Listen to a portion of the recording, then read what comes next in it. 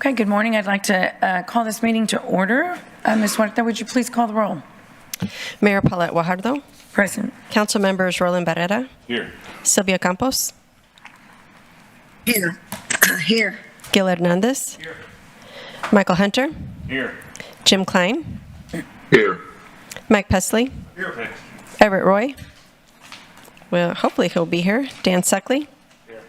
City Manager Peter Zanoni. Present. City Attorney Miles Risley. Here.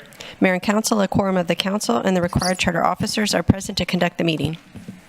Thank you, Ms. Huerta.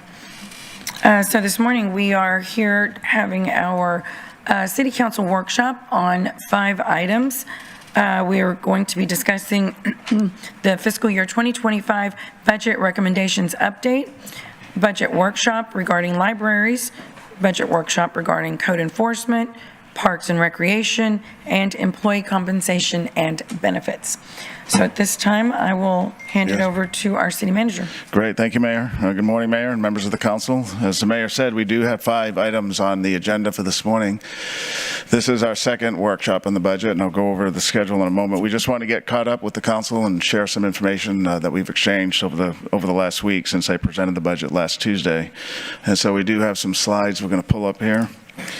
We're going to begin with community engagement, which is an important part of the budget. And just to remind us that prior to 5 years ago on the budget, we didn't do any community engagement. We never went out to the community until 5 years ago with the first budget that I did with the city council. So this has been something that's more recent, and we've seen different models. We're using a newer model based on city council input to try something different to get more and different people out.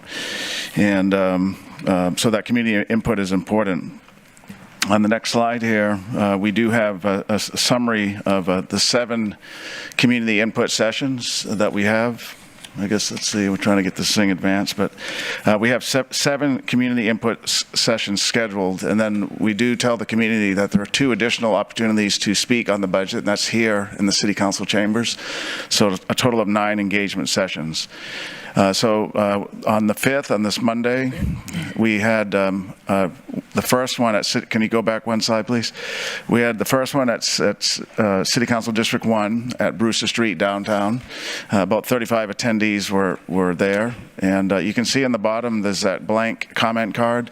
We have these at the sign-in table, and a lot of people are filling them out, and we are using them. I spoke with somebody last night thinking that they just get tossed to the side, but we looked at them Tuesday morning after the Monday night, and we'll look at the ones from last night today. So we do take all those comments into consideration.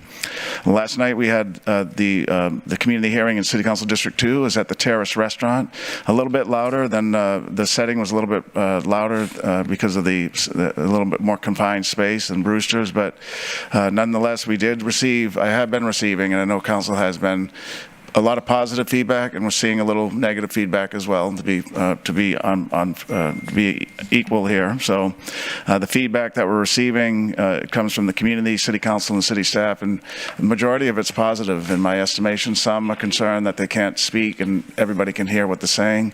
But for the council members that I've spoken with, and from my own experience, having a few minutes to have a one-on-one dialogue with persons that are there to get specific information or to tell us specific information, it's tough to repeat in the auditorium style format.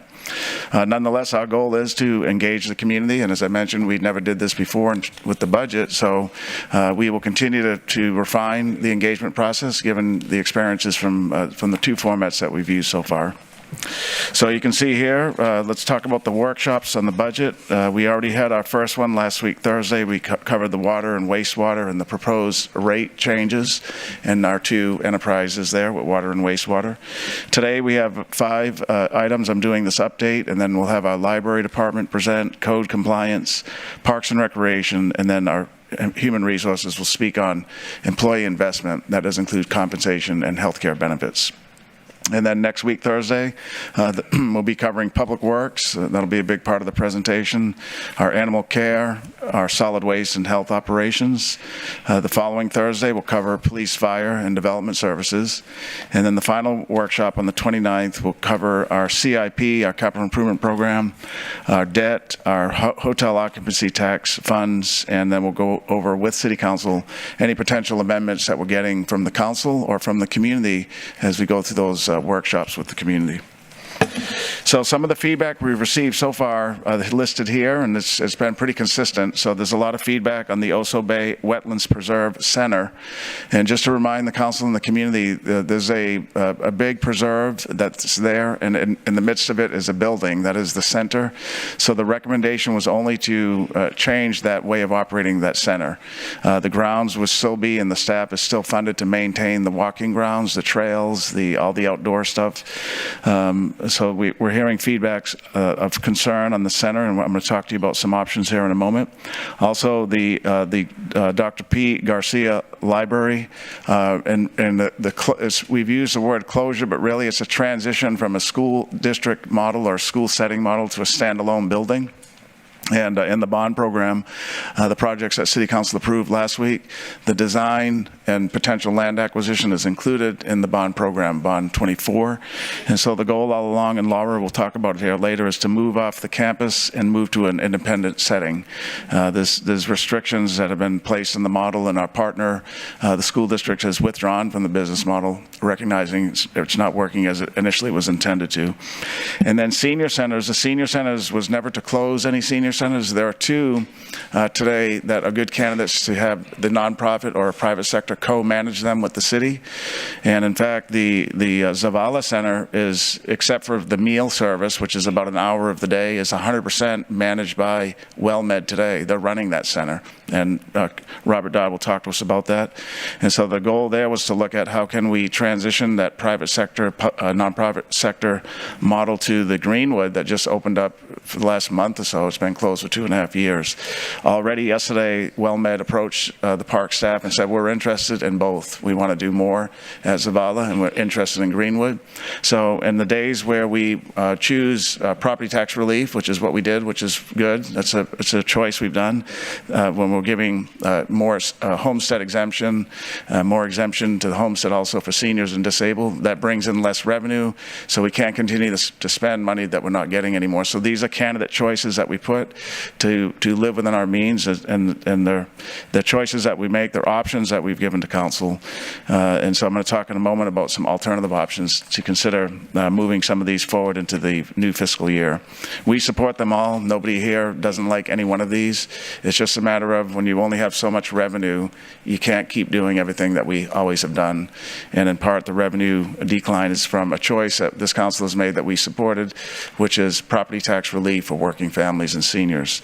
So in our feedback so far, we've received favorable comments on fully funding our police and fire operations, and positive feedback on funding actually more in this budget for neighborhood streets, and you'll see that when we go through the Public Works presentation. So just one more slide on community engagement, and then I'm going to talk to you about some alternatives. We are going to do weekly updates. I am going to do a video each week. You saw the one from this week, a little over a minute, I think, or so. And so just another way to engage the community, engage the employees and others. So this one aired on Wednesday. Each Wednesday for the next couple of weeks, we'll do a short video. Just a way to get out there, make sure people know we're listening to them, we care about what they say, and we care about our city. And so on the last slide here, this is what we sent to you last Friday, this past Friday. We did recommend some hours of operation modifications at the Oso Bay Learning Center, the Garcia Library, and the 2 senior centers. And we also recommended some other reductions to stay within our financial means. That did include eliminating some code compliance officers and some of the abatement dollars. So what we're recommending is we can restore hours in all of these 4 centers, the Oso Bay, the library, the Zavala, the Greenwood. Also do some restoration and code compliance, restore 3 of the 5 so far is what we're recommending. Restore some of the abatement money for the grass and restore $100,000 for the demolition. By doing that on the right, we provided council some additional alternatives. No decisions have to be made today. This is just so we can have this dialogue and people can understand that we're listening to them. There's alternative choices and we can still have a balanced budget, still restore hours in these centers, and still look at other models to operate them. What we know that several entities out there have approached me and council members on the Preserve Learning Center and said they'd like to partner with us. They'd like to co-fund, help fund that operation. So that's a good news story, and we'll hear later about the senior centers, and the library is another one that will restore if the council chooses some of these options on the right, which would be additional fund balance utilization. We would, recommending, after we were challenged by the city council, to unfund for a year an assistant city manager position and that person's executive assistant. And so that would mean a little bit slower response to the council and a little less help to the departments, but every choice we make has a trade-off, so it's doable, but there will be some trade-off given. We're recommending some additional vacancy savings. We already have vacancy savings built into the budget, but across all the departments we would increase that, and then we would eliminate overtime pay in some of our big or reduce it, I should say, in some of our bigger departments to generate that revenue to do what we have listed there on the left, which is restore hours in the 4 centers and then restore some of the code compliance. So that's an update. Again, there's no action that has to be taken on this. We'll continue the dialogue with the City Council in this format and others as we go through work sessions and as we go through community engagements. Tonight we're going to be in City Council District 3. Councilman Barrera will be the host. That'll be a 3rd engagement session, and then I believe we have 2 next week as well. So with that, we're going to turn it over to our library director, Laura Garcia is here, and she will go through the library budget with the City Council. Thank you, Mayor. Good morning, Mayor, Council members. Laura Garcia, Library Director.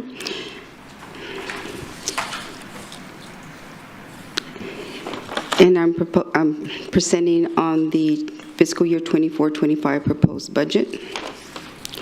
The mission of the library is to improve literacy, enhance knowledge, and to create a sense of community by making information easily accessible to the public. So what you see here is some of the services that we provide to our patrons. And one of the services that I wanted to point out is on the upper right-hand corner. The Friends of the Library do support us, and one of the things it's been supporting for the past few years is a summer camp at the Hart Library, which has been well attended and very popular.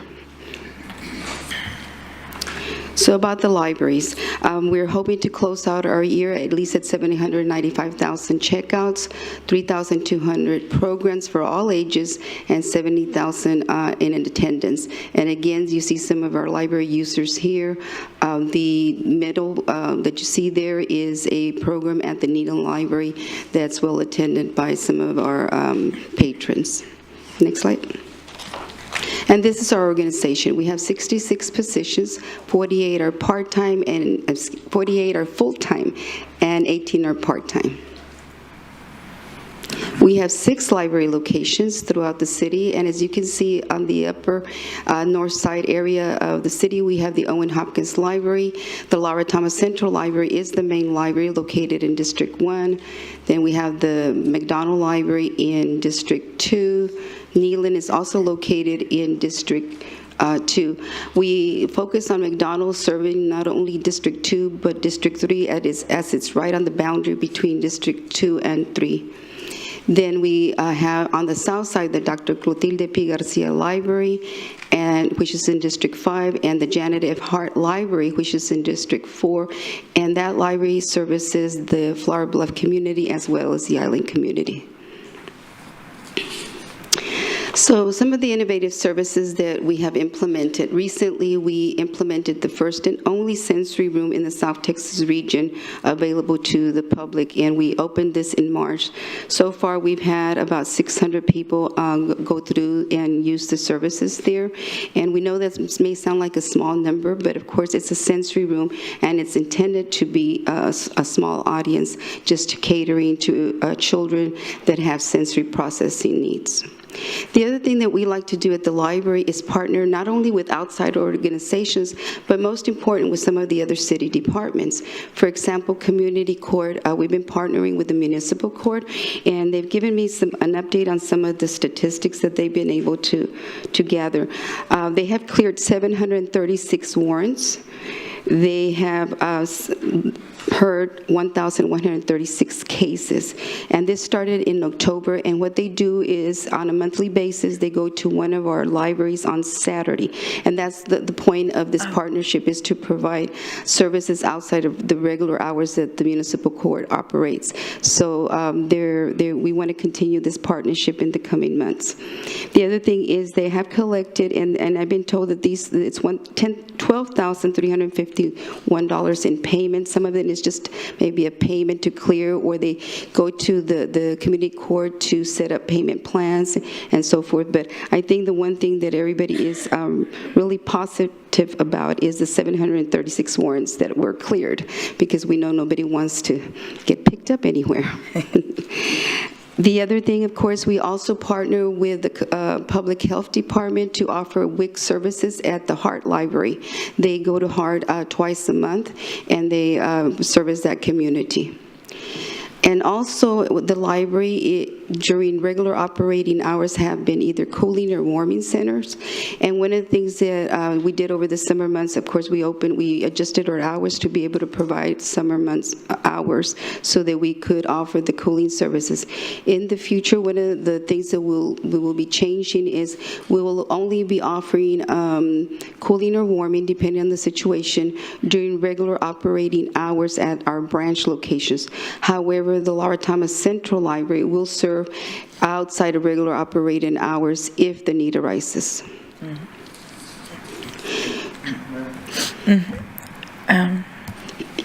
Go ahead. Yeah. Can you talk a little bit about this Critter Comfort Partnership? So one of the things that we've been doing for about now 2 years at least is during the winter months, we do a donation drive from the community where they can bring blankets, food for the animal care services, and different items that may be needed during the winter months. And so we've been very successful with that, gathering that, and then we deliver it to animal care services, and that helps them supplement any of their supplies that they have there. Okay, great. And with respect to your work with other organizations here in Corpus Christi, do y'all partner with the Science Museum here, any at all, for any programs? We have done a few things that they've come out and they do some presentations for us. We haven't done as much as we probably should be doing, but we can look at that as well. Yeah, I would encourage you to do that. We had a meeting at the museum here 2 nights ago, and a public forum, if you will, and there was a lot of discussion about the museum taking a more active role in the STEM classes and that sort of thing. So I think partnering with them could be a real benefit to both the libraries and the museum as well. Yes, and I think that might have actually been something that they came and did a presentation on with STEM. In terms of STEM, we've also partnered with CCISD and some of their programs to come and do some of those types of STEM programs for us, as well as Texas A&M. Okay, very good. Thank you, Mayor. Sure.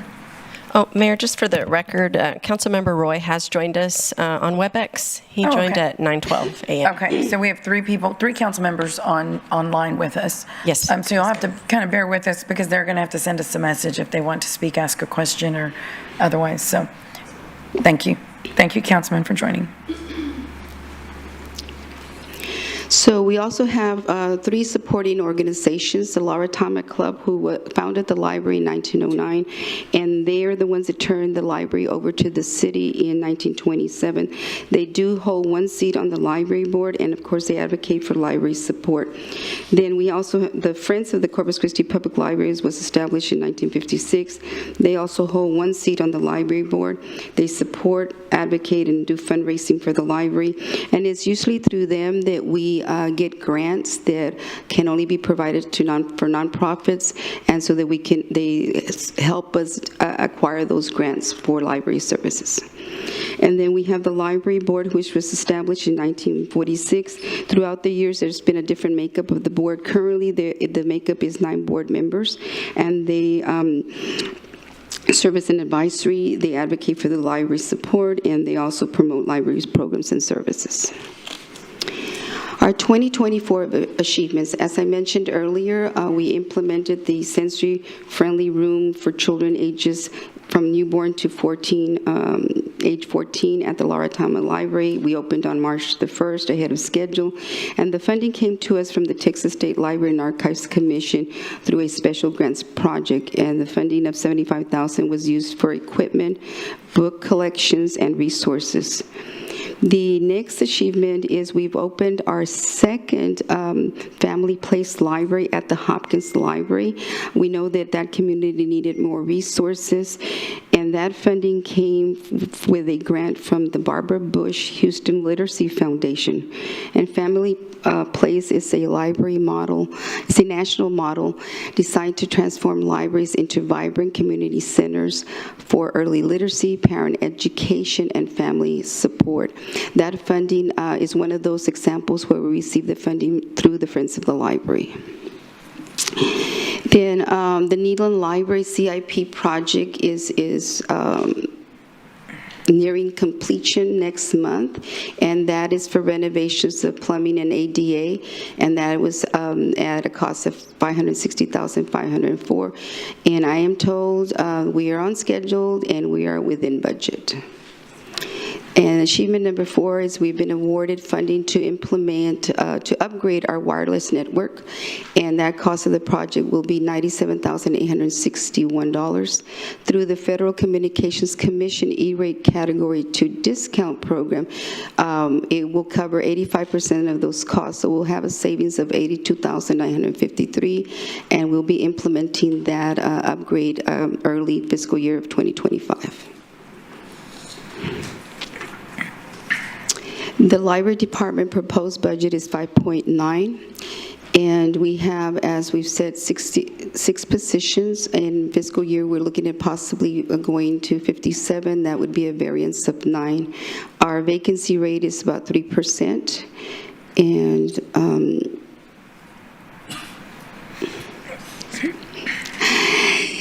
the fiscal year 2025 proposed budget general fund, we get our funding, of course, as a general fund department. 99% is from the general resources, 51% is for personnel, 17% for operating, and 32% for allocations.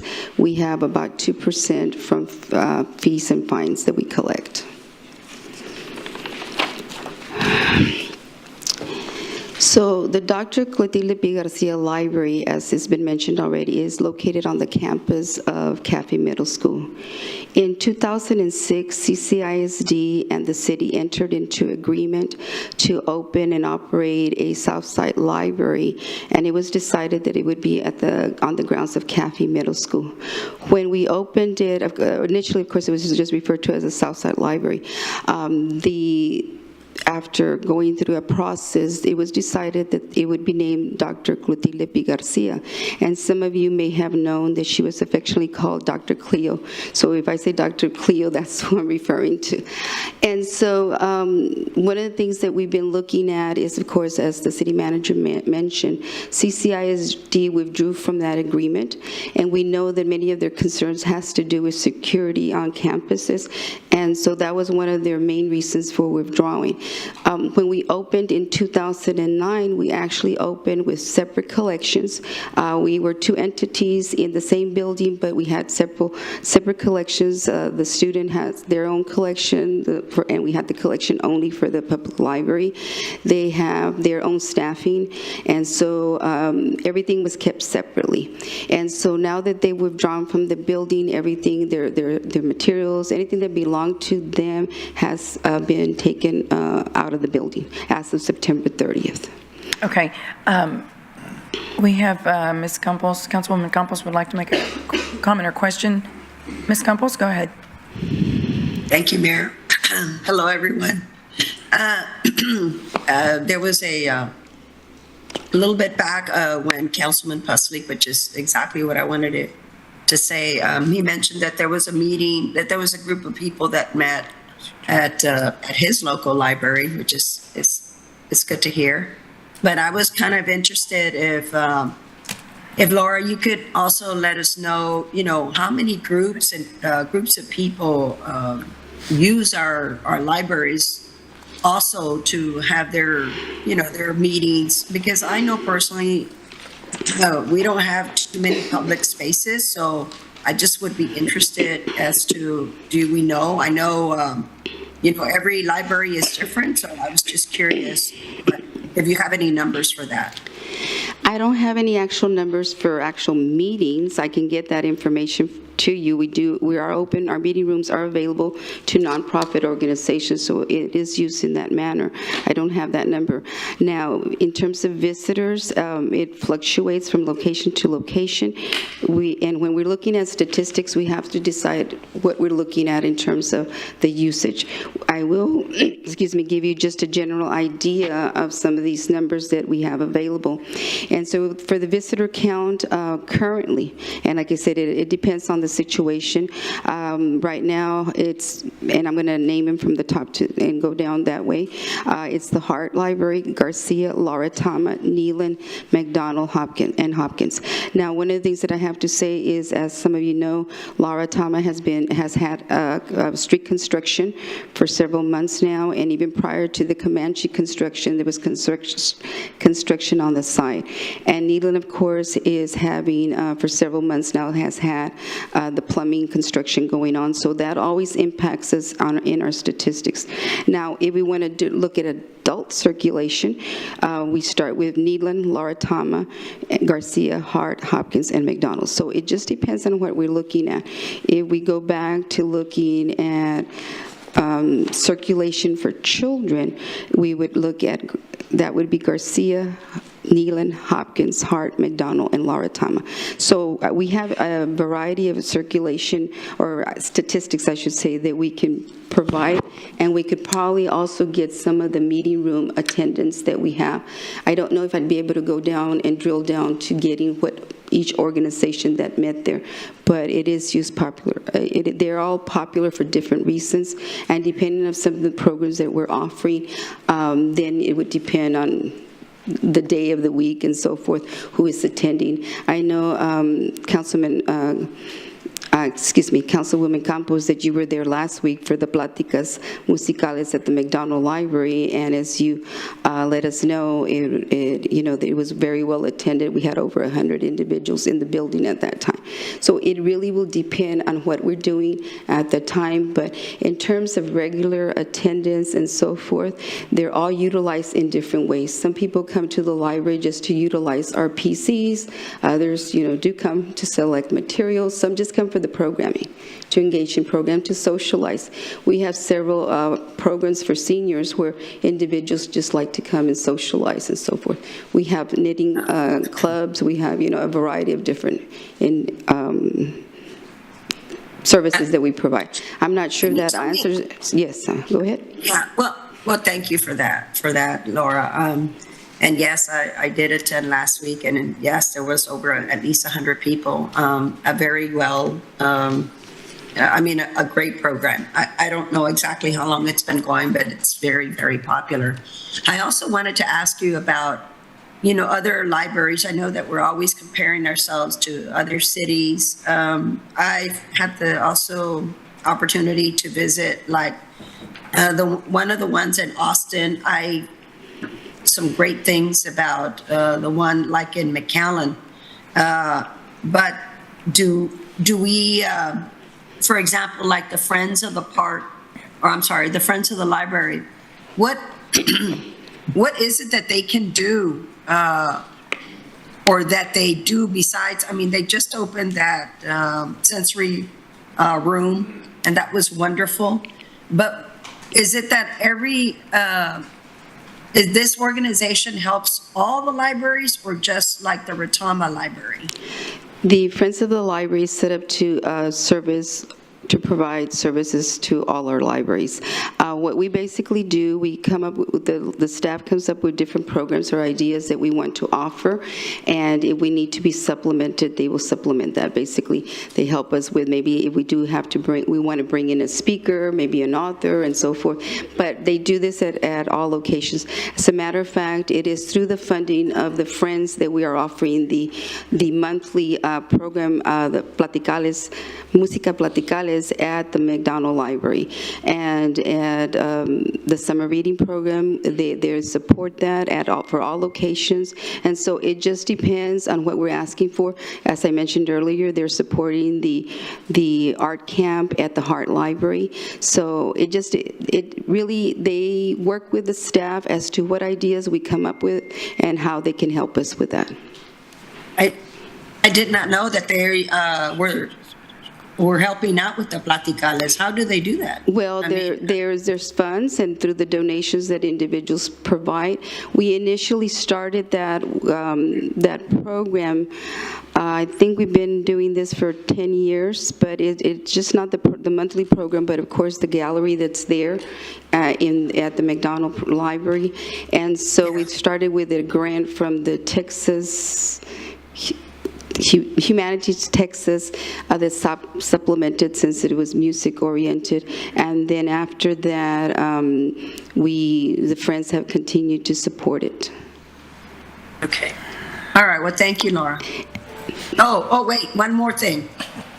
Did you answer, I wanted to ask you, when was the last time that anybody, you or somebody from your staff, did at least go see like the library in the McAllen, or maybe, Austin or San Antonio to find out, they seem to be very well funded, and I'm just wondering, why is theirs so well funded and us, we just continue to struggle and struggle and Well, it really, again, depends. We'd have to look at it more carefully, but some libraries are more fortunate with what they qualify in terms of grants. We go after grants anytime we can, and so we work with that. Every community, of course, has a different makeup, so we look at that. And so that's what we're looking at in terms of some of the communities that we've looked at. We did go, it's been several years now. I know there was a big push to even have different types of services at the library. I remember we did a trip, I don't know, it's been several years, to the Valley area just to look at some of their setup, especially when it related to, some of them have cafes, some of them have different things that they provide, and so we do look at different models. All right, thank you. Councilman Pesley. Yeah, Peter, in our last budget, we approved doing some major facelift renovations at the La Retama Library. That's correct, Councilman. Are those completed at this point, or? No, so the design work is nearly complete, and the project's funded as well. We had to allow the road construction to be done first before we did any of the actual construction on the library. So you may notice that road's been closed. I think it's, They closed it down like in early February. Yeah, so we're letting that, because a lot of the improvements are to the face, to that street-facing entrance. Yep. So the road's done, the sidewalk's done now. The design is probably nearly done now. We should be getting hopefully the 90% submittal by the end of this month, and hopefully you'll start hearing more about it maybe by December or so. Who's doing the design work on that for us? It was We're working currently with Turner and Ramirez. Yeah, and Levy-Dykeman did the initial 30% design, and then we turned it over to another firm. So Levy-Dykeman did the schematic, kind of the conceptual design, and it was a fairly significant upgrade, if I remember. It's going to be tremendous. So the building will have first of all, it's to make it look better, but it's also to protect the building. So it's a complete sealing of the envelope with appropriate painting. The roof was done outside of this program a few years ago, but also improvements to the grounds to make it look more appealing, to make it, when you drive by, you say, wow, that's the city's library. So the signage is not really there. Laura put in the sign that's there today, a little sign in the corner. So Levy Dykema helped us with the inspiration of what the outside would look like, and now Philip Ramirez has finished the design. It also tries to use more of the back side of the library that connects right to the park that's there. Is it Blucher Park. Yeah, Blucher Park. So those two assets connect with each other, yet there's really no connectivity. And so it's also connecting those two. Right. So that patrons can sit outside in the spring day, a fall day, and read a book on an outdoor patio. Children can have outdoor experiences right there, right outside the library. So, yes, sir. It's coming along great. Well, that's great. I know I supported that big time. Yeah. You know, when you drove by there, what's the word they use in real estate? It didn't have No curb appeal. no curb appeal whatsoever. I don't think it even had a curb. Scary. So. There was no curb. But anyway, okay. Well, that's great. I'm glad we're moving forward on that. Yes, sir. Laura, do you handle your own grant applications? Yes, it's between myself and one of my branch managers, Dorotea Castañon. We work on the grants. Okay. Yeah, probably, you know, we're almost a victim of our own success. We have, 6 libraries across the city? And Yes, sir. so our ability to draw grants sort of gets diluted between the 6 libraries, I would imagine. We focus depending on the need and the grants that are available and what they're willing to fund. Sometimes they're looking at certain things, and we look at which library best qualifies for that. Yeah. And like I said, that's where the friends are very vital to us, to get those grants that as a city we could not apply for. Yeah. Yeah, and I just wanted to comment about the Garcia Library. You know, it used to, when this library was built, the main function of schools at that point was education. Now the main focus of all schools across this country, unfortunately, is security of children. And I said at the meeting here a couple of weeks ago that we have to be very sympathetic to the school district's concerns about security. Yes, sir. And having a building that doesn't belong to them on their campus and that has full public access any time of the day during the working hours. And that's just not conducive to the security issues that they have, you know, concern about. This morning on my way here, I passed in the other lane on Interstate 37, 11 emergency police officer vehicles with their lights blaring and their sirens on and going at high rates of speed, 2 fire trucks, 2 ambulances, so I knew something was wrong. And there was a call of an active shooter at Cal Allen High School. So fortunately, it turned out to be a fake, but that is the world we live in today. And so we have to make allowances for that. I think it's important, again, that we're sympathetic to the school district's concerns about security. Councilman, we agree with that, and that was breaking news. I didn't get a chance to inform the council, but at 9 o'clock, the chief informed me that there was a active shooter at Cal Allen High School, and the CCPD assisted, and officers were on scene. It was a fake call, but nonetheless, that's scary. It's very scary. I have 3 grandchildren at that school. I agree, Councilman. My son was at school when something happened at Ray High School, very similar. Yeah. And I just happened to be going there that day to drop off a payment for the Booster Club, and so it hits home. But the point is this: is that Laura has seen several incidences that are security concerns at our facility that's on their campus. So the recommendation is mostly because of the school's concerns. Yeah. Do we want to have libraries equally distributed across the city? Yes, but if it's a dangerous situation, we're trying to be mindful of that. So we appreciate your comments. No, thank you. And one final thing, Laura, if you had some help with, let me see if I can rephrase this. Do you think you're able to handle grant applications effectively now with just yourself and one other person? We work hard at it. Well, I know you do. But if you had additional help with respect to that, would it be beneficial, or do you think you're handling it well enough by yourself? I would have to answer on a case-by-case basis, depending on what the grant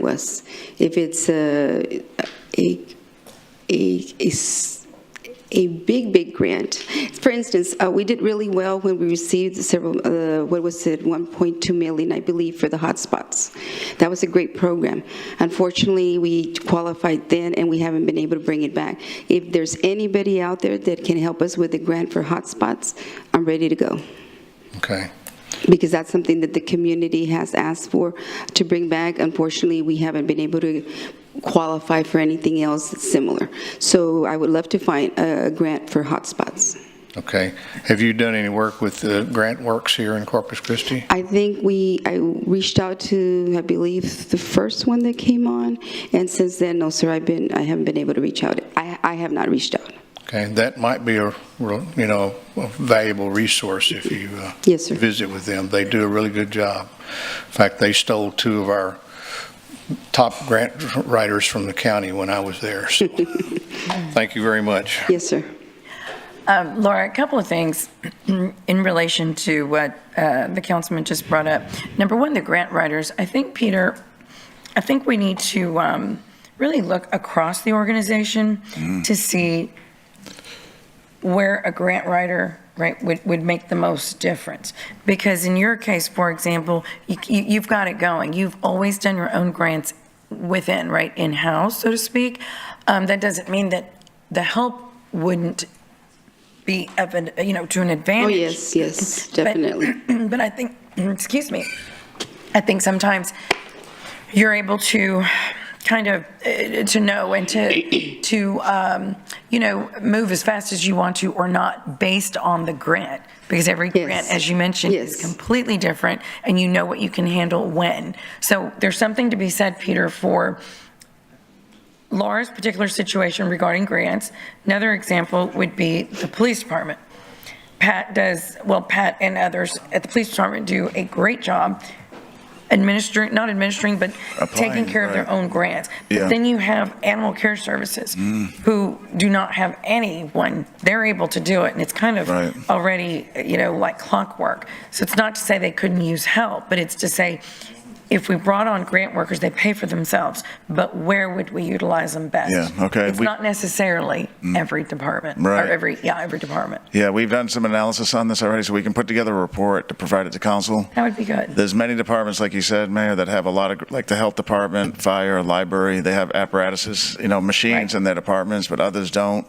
Right. We do have only one grant writer right now for all the other departments that need help. Right. So, and we'll give you the cost of what it costs for a second grant writer. Right. And what we would cut to add that. And then your recommendation would be good to say, out of 29 departments, Laura may not need a grant writer all the time, but she may need. No, I don't need one every time because I won't be able to handle grants. You won't be able to handle it. We have to be able to fulfill the grant requirements, which is what we look at. Because if we're going to go after a grant, it's great to get it, but if we don't fulfill the requirements, then it really looks bad. Right. So then that person could be working Yes. for animal care services, a department that has absolutely no help with Yes. grants. So anyway, congratulations on that, because you've always done a great job on applying for grants and making certain that, that continues on as many other departments. The other thing I wanted to comment on, and this is for just future, regarding, we were talking about La Retama Park and how that's our flagship library. And across, we mentioned Blucher. And Blucher is, it's a sanctuary for birds. Yes. And I don't know if you do anything connected to that. So one of the things that we're going to be working with, and that's one of the partnerships that I talk about services, is that we will be working with the Audubon, because we do want to provide educational tours and so forth for the children, but we want to be cognizant of the fact that it is a sanctuary. So that's one of the things that we're going to be working with them to help us with some of these programs. When La Retama first opened, we actually had birding stations in the library, so individuals could do the binoculars and look into the park. And so recently, we did start another program where we check out binoculars to families, to not just for that location, but at some of our other locations, so they could go bird watching, especially like at Hopkins, which is out in that area near Hazelmore Park. So we will be looking at that. Good. Good. I think that's a huge opportunity. It's wonderful. Let's see, let me go ahead and pass it along to Councilman Hernandez. Okay, thank you, Mayor. A couple months ago, we voted on adding security to the libraries. Yes, sir. How are you paying for that in this budget? That actually has transferred to asset management. They're the ones that are taking over that, and so the funding has been transferred to them. Okay, so That's why you don't see it there. It's not part of your yes, budget. that's why it's not there. Right. Yes. Okay, so that included the Garcia Library. Right? Yes, sir. Okay, the last few times I've been to the library, and I went to the Garcia Library, obviously, a couple of times. The MPO had an item there. Also went to La Retama for a meeting, and also Neyland Library, because I just happened to be in that area. I did not see any security. They are there. I could look to see what Are day. they uniformed? Yes. I could look to see if you can provide me the days that you were there. I could see if maybe there's an unusual situation where they weren't there for whatever reason. Somebody called in or whatever. But I can look at that if you would give me that information, Okay. and so that I can verify. But we have had them there. Is there anything else funded by asset management that's not in your budget? Because, you have building maintenance here built into your budget, but that's... We have some, yes, just for certain types of things, nothing major. Everything else, of course, would go through facilities, Okay. through the allocations and so forth.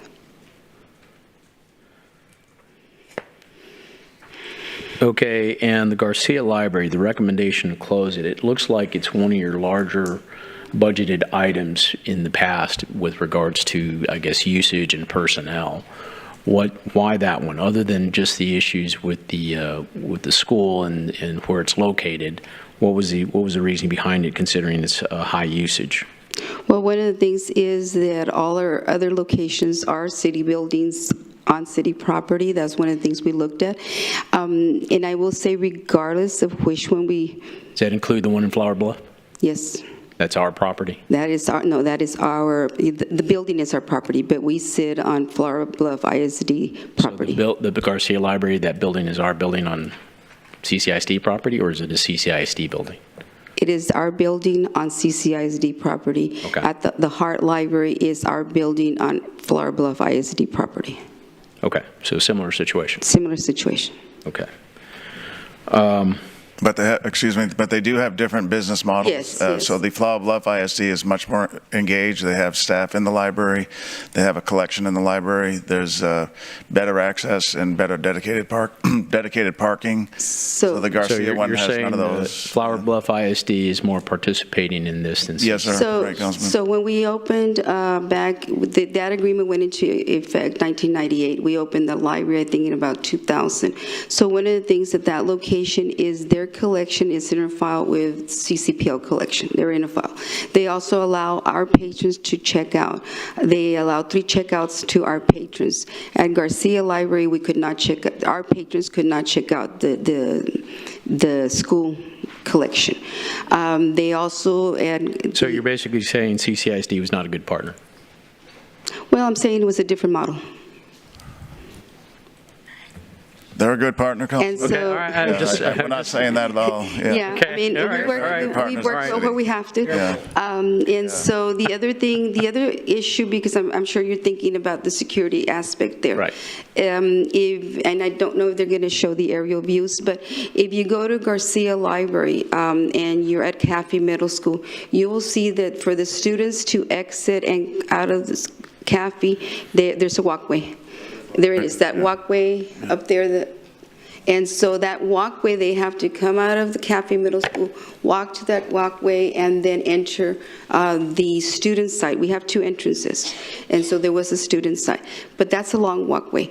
If you look at the Hart Library, you don't even realize there is a student entrance. It's in a very secure area. They have been able to fence it, and so it's a much shorter walk into the library. And like I said, people usually don't even realize there's a student entrance because it's in a very more isolated area. If you look at this, it's on the back side. I didn't really want to say that because I'm trying not to say things about security, but it is a different model. Right. And again, they do provide services to our patrons in terms of allowing them to check out their material at the Hart Library.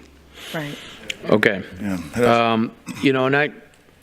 I saw the issues that we had with that particular facility. That's why I put it together with the proposal for a new library combined with the recreation center. But we're still 4 or 5 years away from that. Yes, sir. Right? Obviously, Yes. it's going to be just the design is going to be on this particular bond package. So we still have a long way before that happens. Yes, so sir.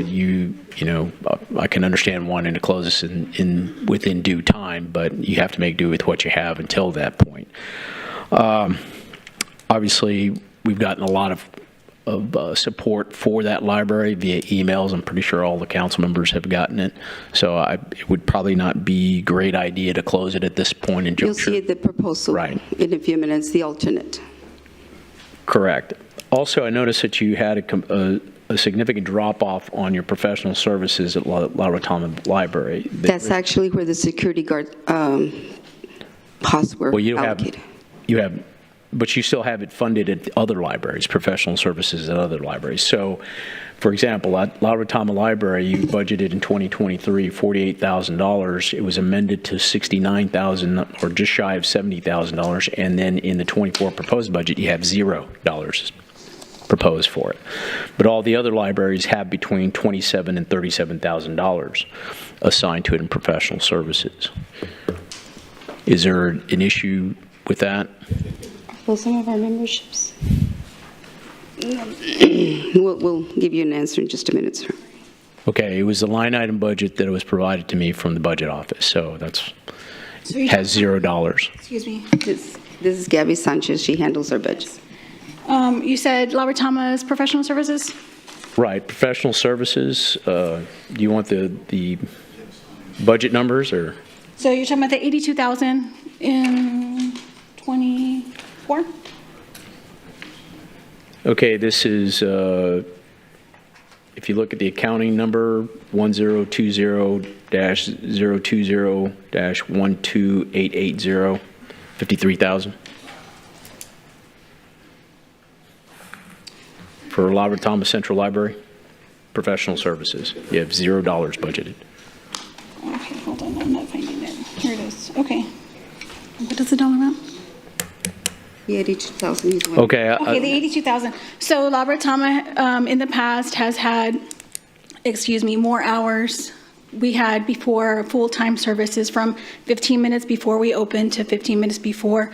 The branches only recently went to full-time hours 15 minutes before and 15 minutes after. So before y'all voted for the full-time, they were only having 30 hours. So that's why they had less amount of money in their budget for professional services, because La Retama had it 15 minutes before we opened and 15 minutes before.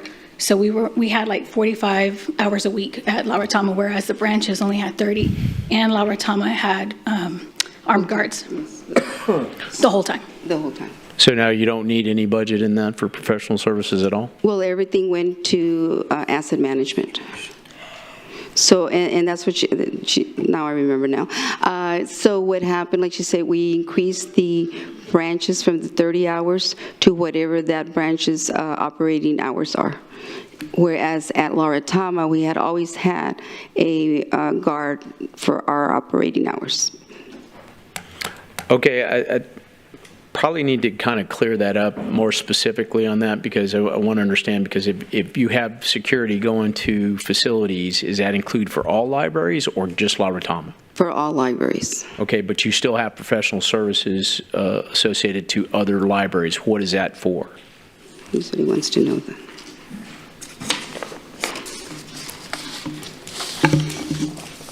Sorry, sir, let me look at some of the other ones. So could you give us one that you're... Well, you can come back to me after Okay, that. You don't we have will to- do that. You don't have to answer. We will do that. now. Also, you have a significant increase in your advertising for La Retama from 10,000 to almost 18,000. What's that for? So at La Retama, everything that is done for the system comes from La Retama. So even though it's showing at La Retama, it would cover all 6 locations. So sometimes we try to do more promotional for the library. We are very weak in promoting ourselves. That's something I've always said. And so we are trying to market ourselves better so that we can get more information out there.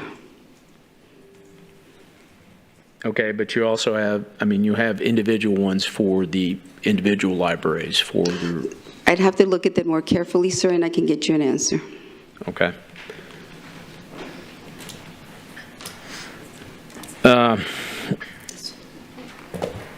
Last Okay, thing. so Gabby is letting me know that that's some of the money that we have for programming at some of the branches.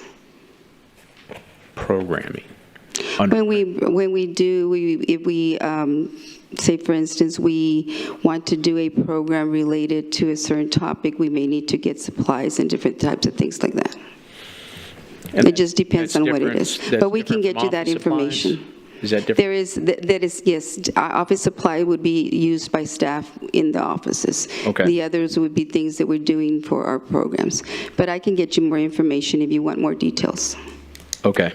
And then lastly, I know you have some, your library board is working on recommendations for your controversial collections policy.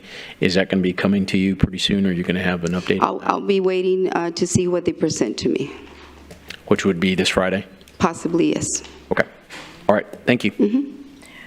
Laura, Councilman just called it a recreation center. This is a senior, it's a multi, correct? It's going to be a library and a. The one that's being considered that's being as part, yes, it would be, what we're looking at is one complex Right. with two separate services So for so the this library is, and the senior centers. right, so this is going to benefit your district. You have no senior centers, you're the only district with no senior centers, with no senior center.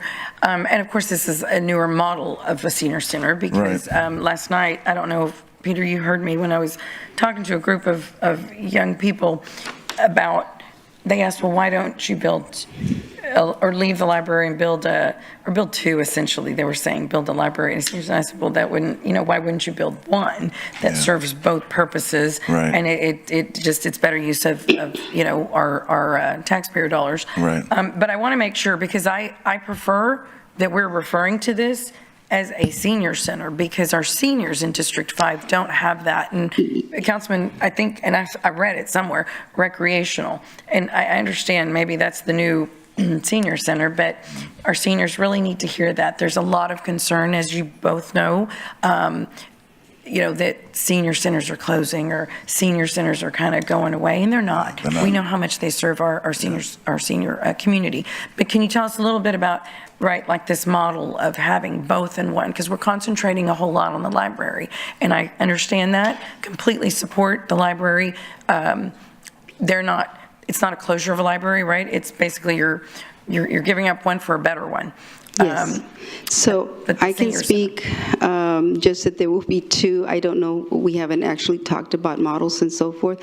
And since I'm not the expert in the senior center environment, it'd probably be best to come from the parks side. But what we would do is we would be on the same complex with some separation, because it is a senior center. Not every senior wants to be in an environment where you have maybe 200 kids coming in and all that's involved with having those types of activities.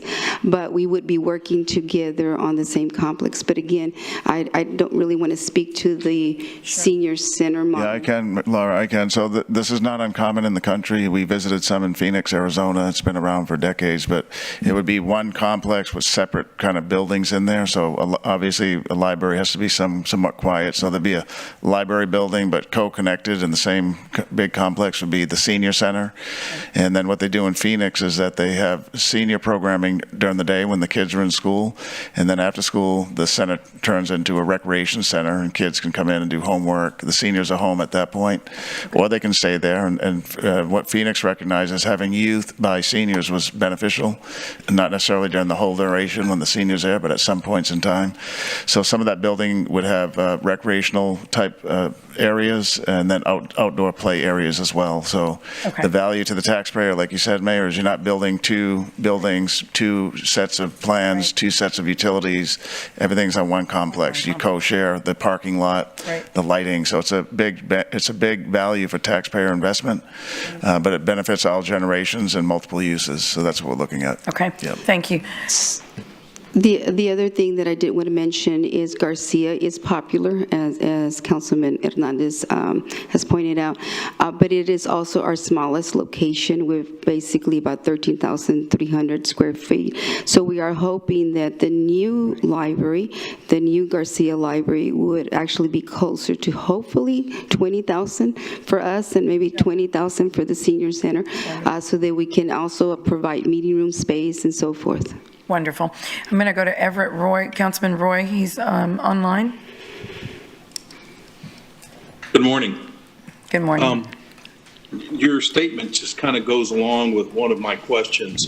You know, I know that when we experienced COVID, a lot changed in terms of how we interact, I would imagine, with the library system. So I was actually thinking in terms of, you know, the last couple times that I've been to the library, either for an event or for my own personal use, I'm still used to actually grabbing an actual book, something of that nature. Are you serving the community at all by having them be able to streamline books? And maybe I'm not using the right term, but, you know, like audio books are being able to streamline so that they won't have to actually, if they're sick or shut in, they don't have to go to the library. So we do have digital services, but I will say Corpus Christi is still very much a print user library system.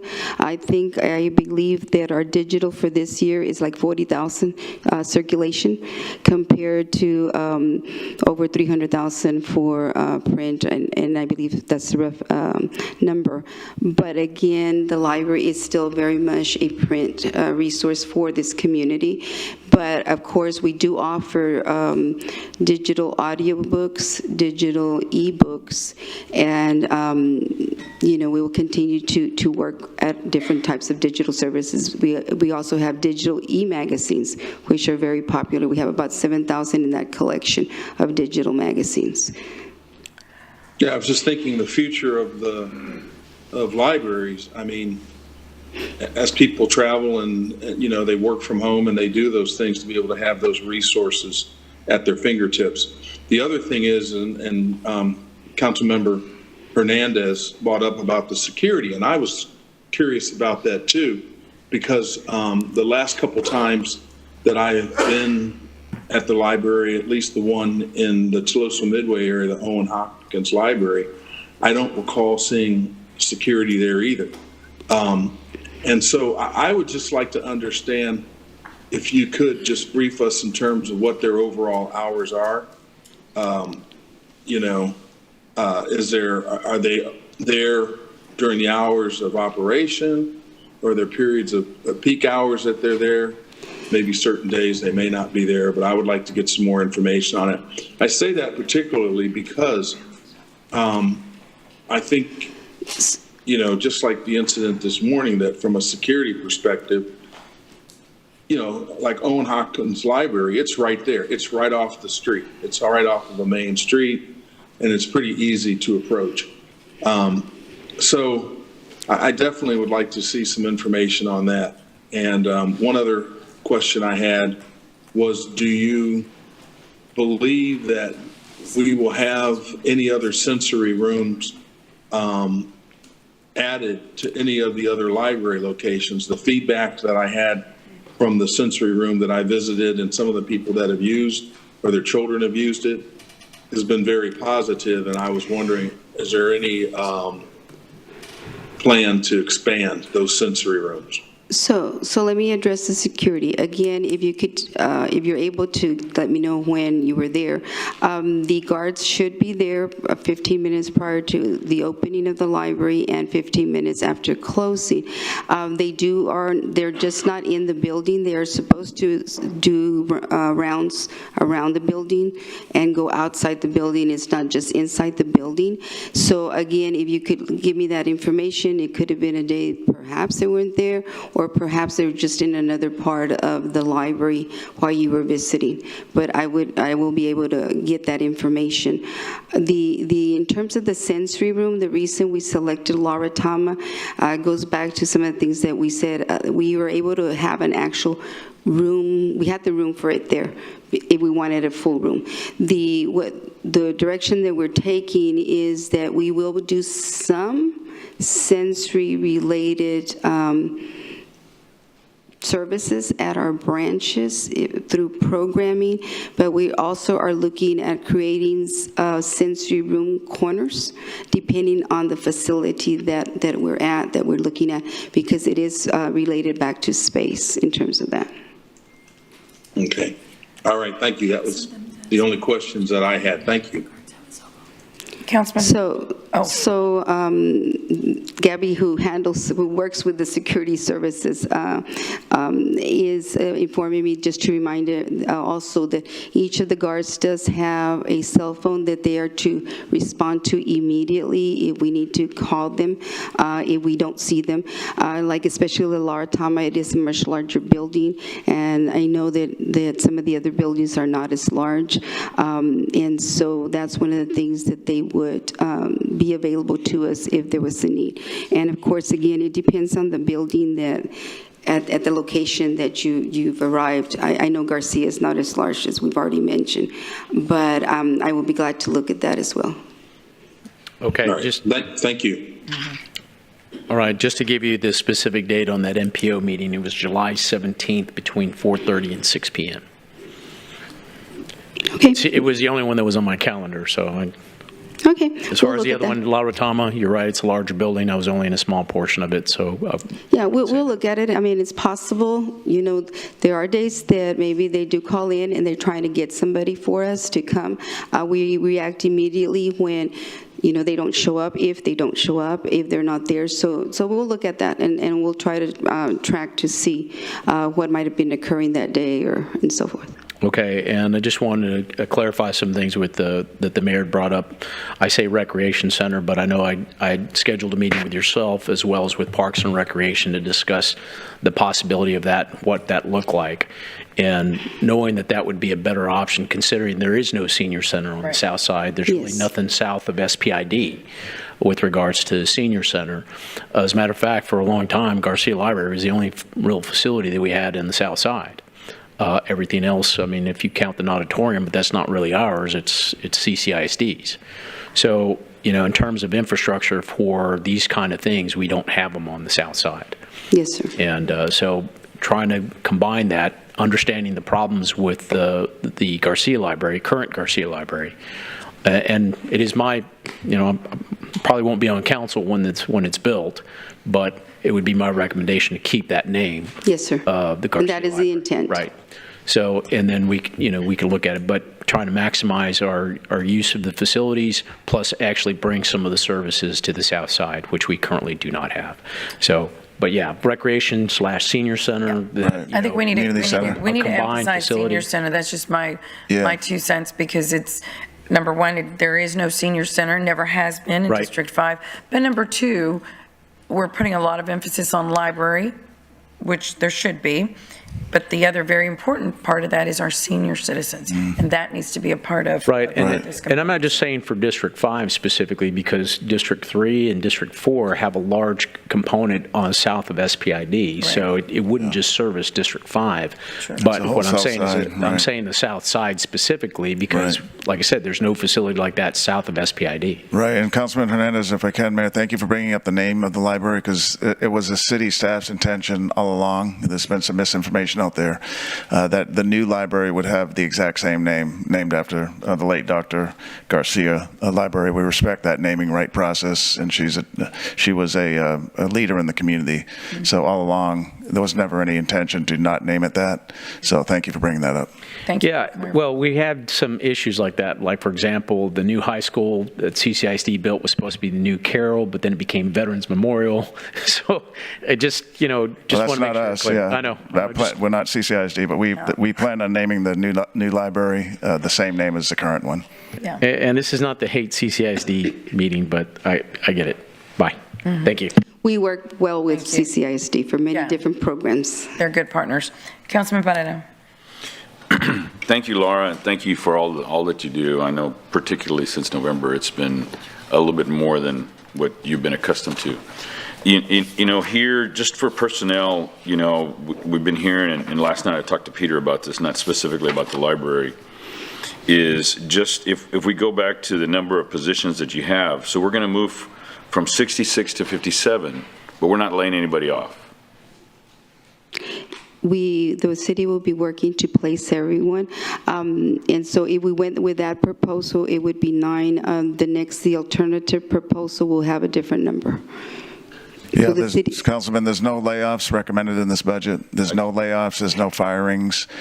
We have a very aggressive policy or program to help employees fill any one of the 400 vacancies that we have today. So I do appreciate you bringing that up. No layoffs, that's another bit of misinformation out there. Yeah, and I think it might be good in every department that we just basically state that make sure we make that very clear, because those are some of the comments I heard last night. Right. And I just think we want to make that very clear to the public, because we've obviously, you know, no matter what we do, every budget we're going to face some level of ridicule. Right. And this way we can just be very upfront about the process and what we're doing. So Thank you very much. Yes, in HR, we did reach out to these staff members that might be impacted, and so we have had meeting with them. HR has been very proactive in helping if that were to come, and so they will be taken into consideration, and we're looking at if they need to be placed in other departments and so forth. All right. Thank you so much, Laura. Appreciate all the hard work. Okay, Laura, I think you have about 3 more slides, so let's get Yes. through those, and then we'll move on to code compliance. So the alternate change proposed, program change proposed, is that we would eliminate 6 positions and reduce operating hours at our 6 library locations. We would eliminate, which is currently vacant, the administrative support 3 position at Laratama, and that would be for $65,000.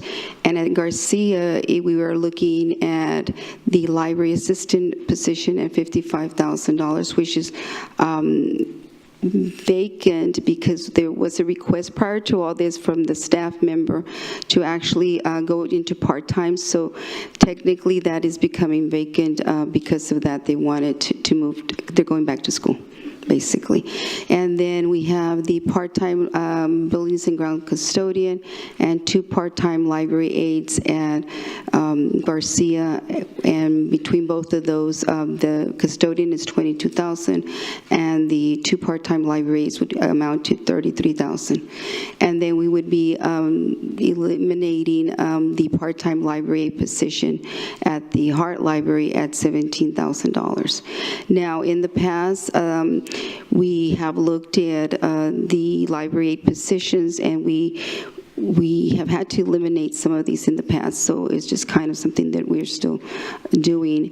So the way we would handle, you're wondering perhaps, why are we reducing operating hours at other locations?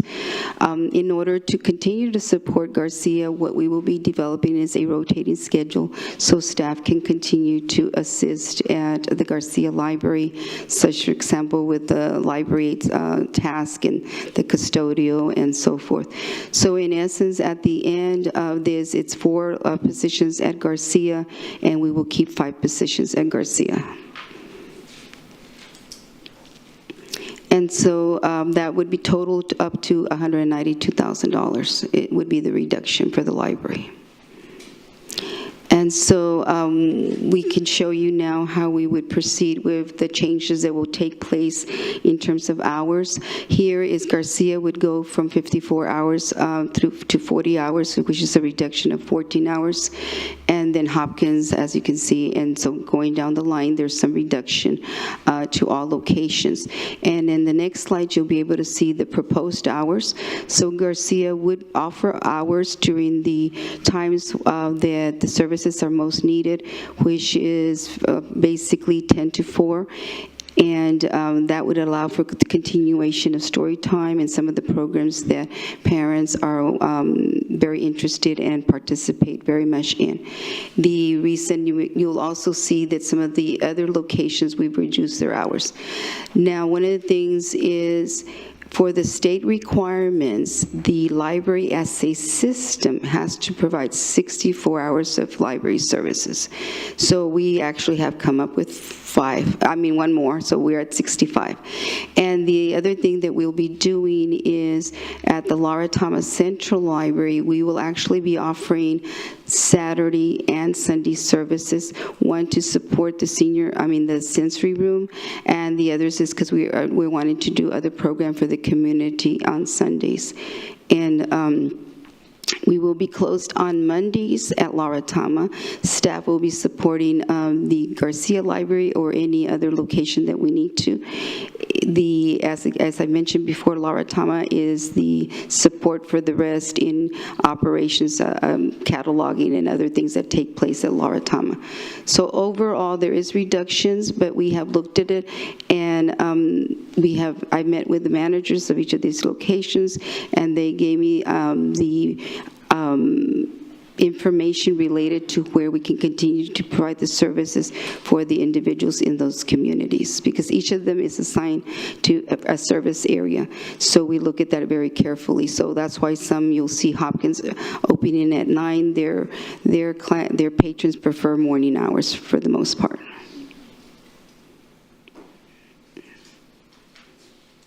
Any questions? No, Councilman Presley? Yeah, okay, so Peter, when we use this word, eliminate 6 position, okay, so are we laying off 6 people? No, yeah, we probably got to be careful on how we talk about this. So we're eliminating the position. There's two words, position and people, right, or employees. So that's what gets us in trouble. That's very frustrating for me. Yeah. We continue to shoot ourselves in the foot. We put this stuff in these books, and the news media gets a hold of them, and the next thing you do, you got a big, huge headline. Yeah. We are eliminating 3. I got a call from a lady last week. Yeah. Want to know why we were laying off 300 people at the city. Right, and that number is nowhere. It's just frustrating. We should not have the word eliminate. It's reduced maybe, but it's there's 2 things, positions and then people. We know we have like 4,000 positions, but not every one of them has a body or person in it. So, right, but we'll be careful on the teams here listening, especially the budget staff who are the central planners here. So we'll try to get that right word choice. Thank you, Councilman. Councilman Hunter. Thank you, Mayor. Mr. Zanoni, we are projected to have a $1.8 billion budget. Say that again, Councilman Hunter, I'm sorry. What is our total budget we're projecting? The proposed budget is $1.8 billion, and that has 2 components, an operating budget of about $900 million and a capital improvement program of a similar size, about $900 million. Thank you. Yes, sir.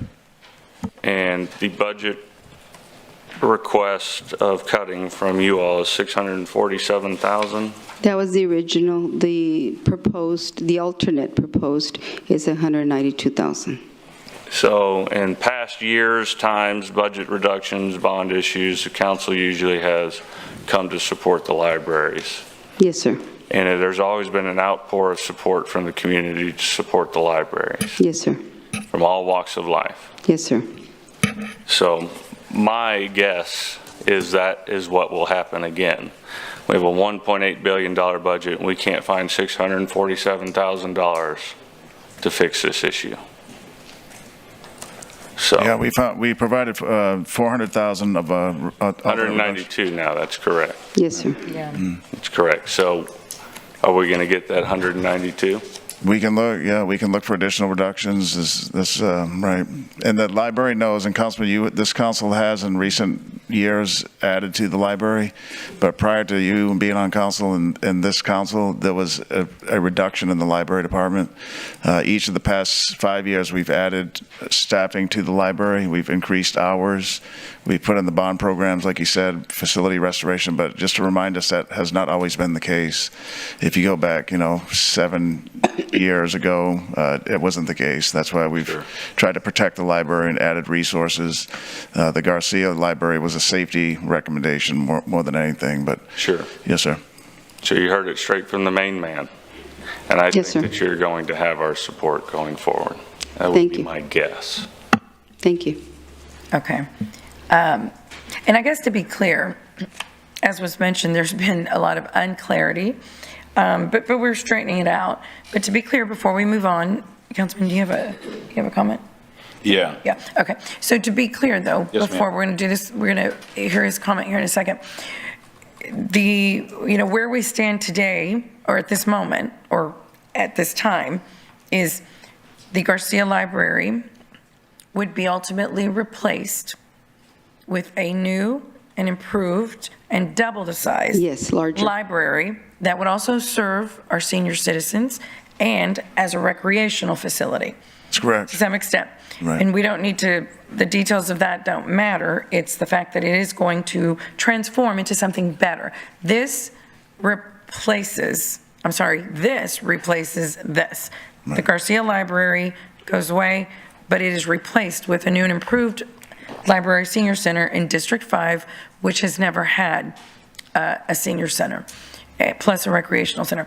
The $192,000 is what we would need to find in order to keep this library open between now and, let's say, 2027, when a new library would probably open.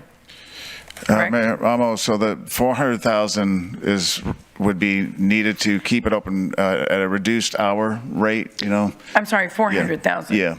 Yeah. The 200 would keep it at the same exact hours across the whole library system, all libraries. Laura, if you can put up slide, just real quick, Mayor, slide 20.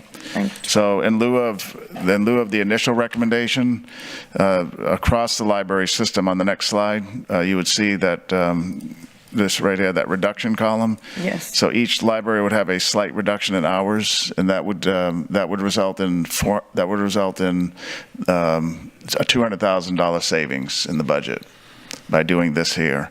That does include Garcia would be open for 40 hours of the week. And you can see the hours for all those other libraries. So a slight reduction in some of the other libraries. Garcia mostly is because between 4 and 6, when you can't access the library because there's parents bringing or picking up children, right. They were going to close it anyway at that time because you can't get in, you can't get out. Right. So, but there would be a slight reduction in hours. So to achieve this alternate proposal would cost $200,000. Right, but what would it cost? It would cost $400,000, I'm sorry, to do this, saving $200,000. 400. Yeah, To keep $400,000. it open Right. in the interim. Yes, $400,000 is what it would cost. So on that alternate proposals we provided to you this morning and last Friday, there's $1.3 million in alternate recommendations for the four facilities, if you will, the Garcia Library, the OSO Learning Center, and the 2 senior centers. To restore those, as well as some code compliance staffing, it would be $1.3 million. We offered an additional $1.3 million in reductions, and so that achieves Right. the plan that we talked about here. Okay. Okay. And so, okay. Well, I can say that there are conversations being had, and I think you mentioned it. I know I'm having one in regards to a potential partner. Right. Who, for the OSO, I'm talking about for the OSO. Yeah, exactly. Overall, it's going to help. But so that's still to come. So I say that for the public to know that these are ongoing conversations. These are discussions and conversations and potential resolutions that we are looking for. And I'm going to be very clear about this. What has been brought forth are recommendations. Recommendations.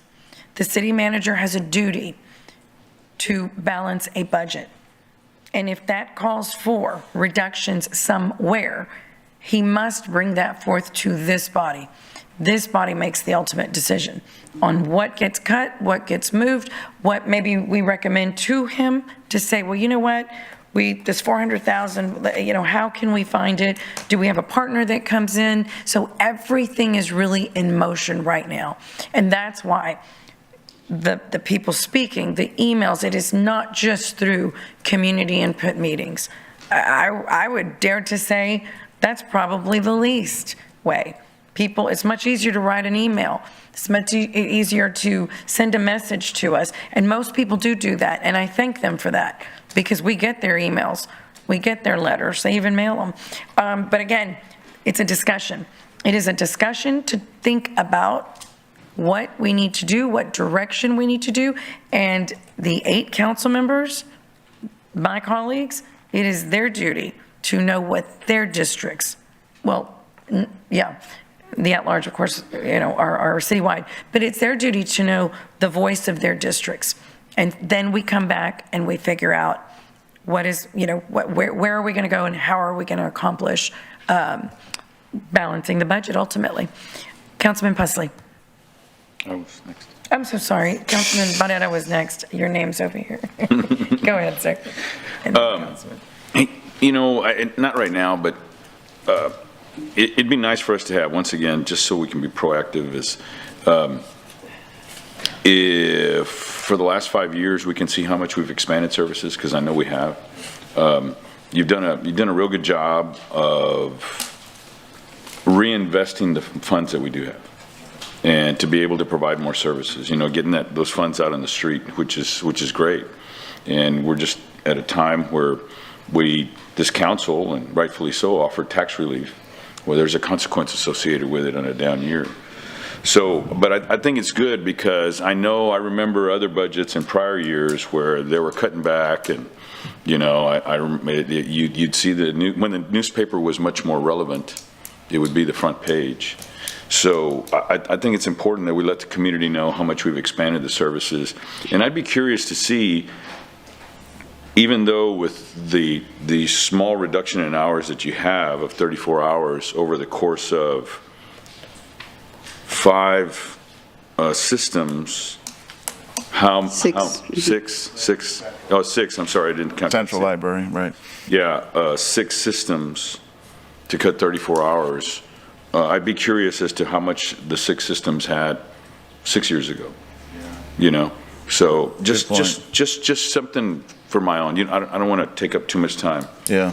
And then I just want us to be cautious also. Obviously, I'm very much in favor, District 3, District 5, District 4, we need that other facility.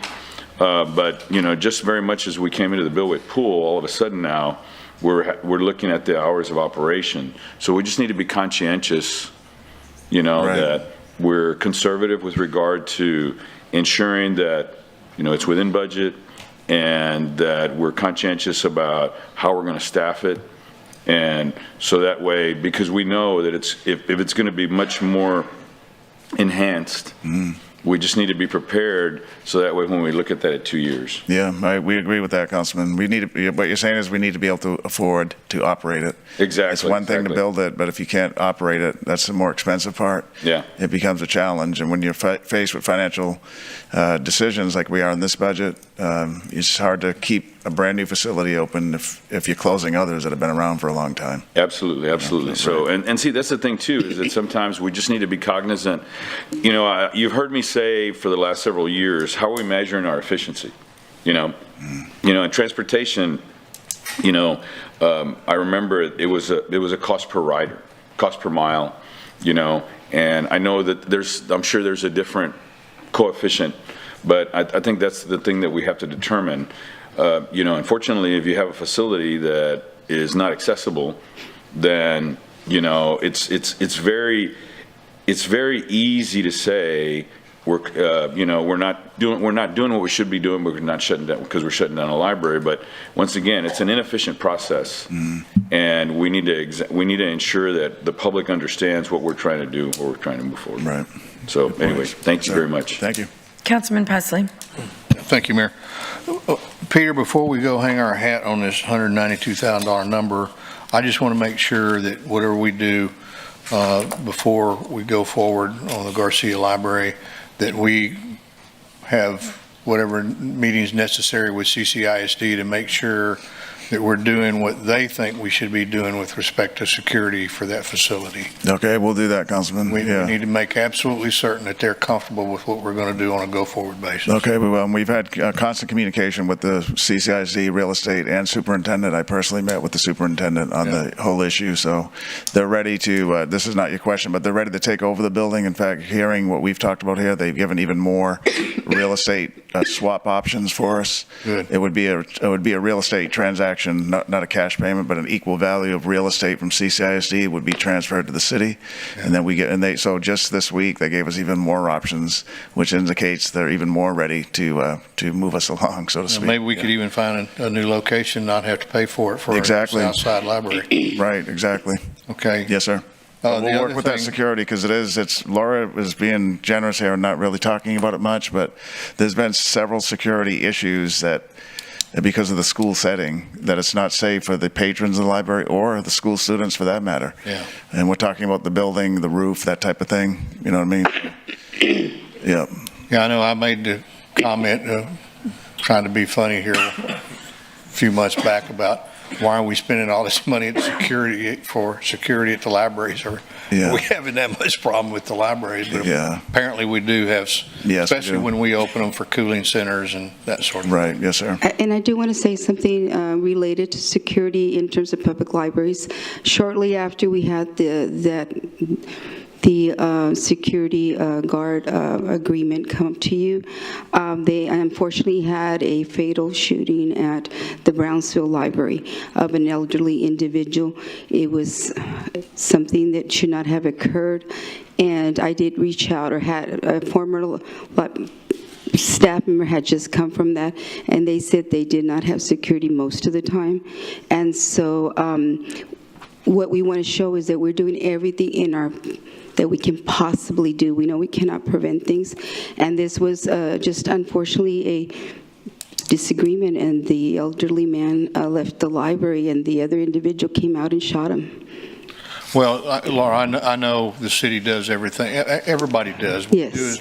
We have 504 police officers in this city, and we put a great deal of emphasis on public safety, so we all do everything we can. But Yes. we just saw here a few weeks ago a 20-year-old disgruntled kid outsmarted the most sophisticated security system in the country Yes. to almost kill one of our candidates for president. So, you do what you can. Yes, so security is very much on our minds at all times, at all of our locations. And Mayor, I just want to say, I'm glad we're having some additional talks with respect to the OSO facility.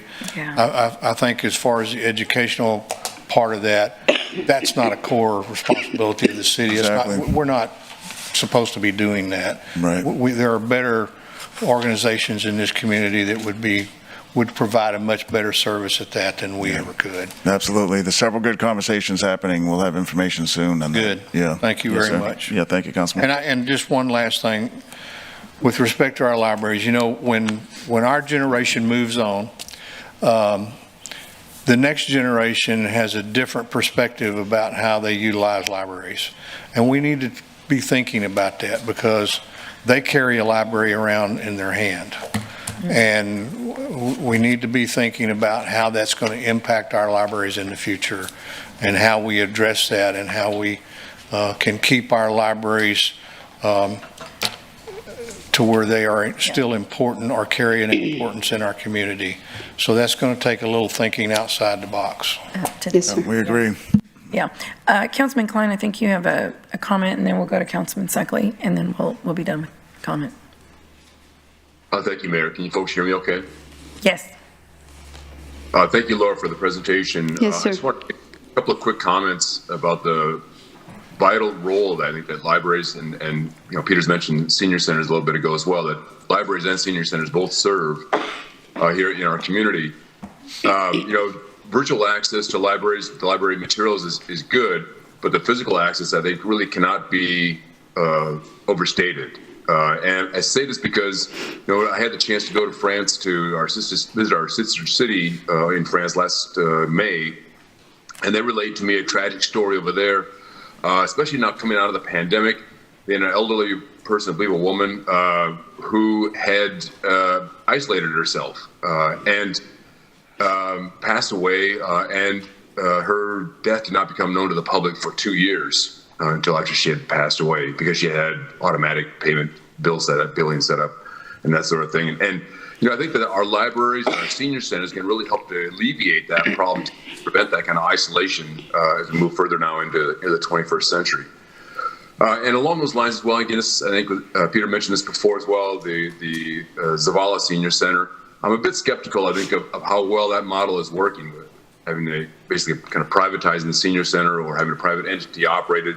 I really would like to see numbers of people who have been attending the Zavala Center both before and after that change. Because my sense, what I've been hearing from the public, is that very few people use it now. And so I just want to make sure to make that comment as well. Again, Laura, thanks so much for your presentation. Yes, Can I just add to that? Thanks, Councilman Klein. So the Zavala Center has been operating in the same business model for a long time, many years, probably over 8 years. So it's been operating like that for 8 years. So any decline is maybe patrons are using other nutrition sites or senior centers. The seniors I've talked to at the 2 community meetings, Monday night and again last night, and probably tonight, they said they love it. It provides a much better service because of healthcare services, to include simple things like blood pressure checks and nutrition advice and that type of thing. So as I said when I presented the budget to Councilwoman Campos, it's actually a more sophisticated model than what we have at our other centers, which include no healthcare services. So, right, but we'll get you those numbers. Sure. Thank you. Councilman Suckley. Thanks, Mayor. Thank you, Laura, for the presentation. I did email you something a few minutes ago on grants, so just for your reading pleasure later on. Yes. But, you know, a common theme, I think Councilman Roy mentioned it, Councilman Pusley mentioned it, in terms of kind of the evolution of libraries, and I'd like us to continue down that same path of evaluating what we need brick and mortar wise into the future as things move into the digital generation. I mean, a lot of the industries, banking in particular, getting away from so much brick and mortar and moving more towards electronic and online things. So I think that's a good point. Lastly, with respect to District 4 and the Heart, obviously your statistics indicate it's one of the busier libraries, which is fantastic. But with respect to the potential options we're discussing with, I think, elimination of one position and several hours, since Flower Bluff's such a strong partner for the city and for that particular facility, I just want to make sure we're collaborating with them. We don't do undue effect negatively on them and what they're trying to do there too. So as I mentioned earlier, I did meet with each of the managers, so I did speak extensively with that manager just to be sure that we do not compromise services. And at this point, I can say I feel confident that we'll be good. Great. I know they're struggling with budgets too, just like everybody else. So thank you. Thanks, Laura. Yes, sir. Okay, Laura, excuse me. Yes. Thank you so much.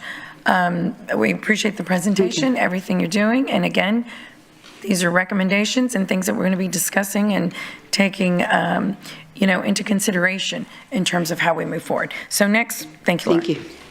Next, we have Parks and Recreation. Is this code and? I'm sorry. So is this out of order? Oh, maybe mine's out of order. The next department is code compliance, right? Code, not parks. Mine says parks. Does yours say parks? Well, my. Okay. The code is next up. Yes, ma'am. Al, come on down. Code compliance. We have our slides. The PowerPoint should be up. And Al will be back in a couple of weeks to do the development services portion of his budget, but we just wanted them to talk about code compliance today, as this is one of the areas we did have some reduction proposals. Hello, everyone. Good morning. I'm Al Raymond, Director of Development Services, and we'll go over the code compliance budget, proposed budget for FY25. This is our mission statement. And by the way, I wanted to say I only have 9 slides, so you can ask questions as I go through, or you can just wait. And of course, I'll try to address all of your questions at the end. But our mission statement, Development Services is to implement and enforce sustainable development regulations to build a strong community, enhance economic opportunity, and ensure a dynamic framework for quality growth and development. As we achieve this mission, we will provide or work to provide first-rate customer service, continuous process improvement, and ensure our staff is knowledgeable and experienced. About code compliance, before I go on, I wanted to kind of make sure you're all aware of what has transpired over the last year or so. In June of last year, code compliance transitioned to development services.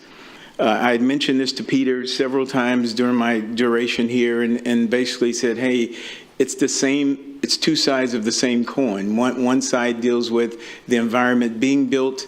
The other side of the department will deal with the environment that is built, right? The built environment. And so that happened in June of 1st of last year. Prior to that, we met, our department and legal and others met with HR to do several things. One, as you will remember, code compliance had a very high vacancy rate. And like when I came here 5 years ago, it was because we weren't paying a competitive wage to the individuals that were, out in the field, right? So the first thing that we were able to do is to restructure the code compliance organization, which means that now there's a career path. So if you have no experience as a code enforcement, a code compliance officer, you come in as a code 1, there's a code 2, there's a code senior, there's a code supervisor, and then there's a code manager. So there's a career path. The other thing that we did with HR is that we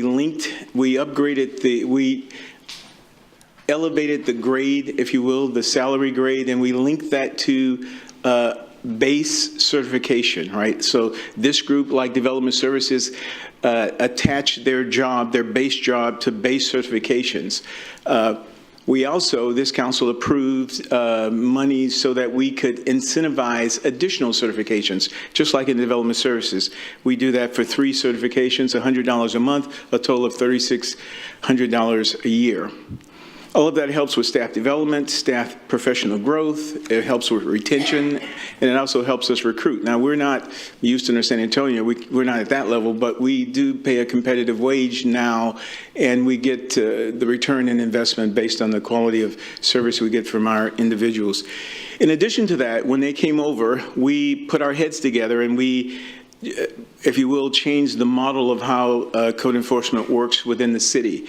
And we thought it would be better served if we divided the group into districts. So we have code officers in districts, and we have them in each district has a senior that kind of orchestrates what goes on in that district. And one of my requirements for the seniors is that they engage each of you, right? The council representative in those districts to regularly to say, hey, what's on tap, what's going on, what have you heard, those kinds of things. And all of that has led to kind of what you see here, the productivity that you see as opposed to what it was, say, before 23, so to speak. So cases initiated in 23, we initiated 14,000 or so. In 24, we're projected to initiate 16,000. Cases is when someone just calls and says, hey, my neighbor, I saw this or whatever, we go and open a case on it. The cases generate inspections because we go back regularly to say, hey, Mr. and Mrs. Smith, have you taken care of what's going on? We're projected to go to do 39,000 inspections this year, which is 57% increase from what we did in 23. And you see the proactive, reactive. Yes, I want to be more proactive, but I don't have the manpower, right? So I need people to call 311 to say, hey, what about this? Because we can't see everything. There are more citizens than there are of boots I have on the ground. So we are making progress. It is trending in the right direction, but we could, there's still room for improvement. Mr. Raymond? Yes, ma'am. If I may, what do you think the increase, I guess there's always an increase. It went from 2022, 11,000 to 14 to 16.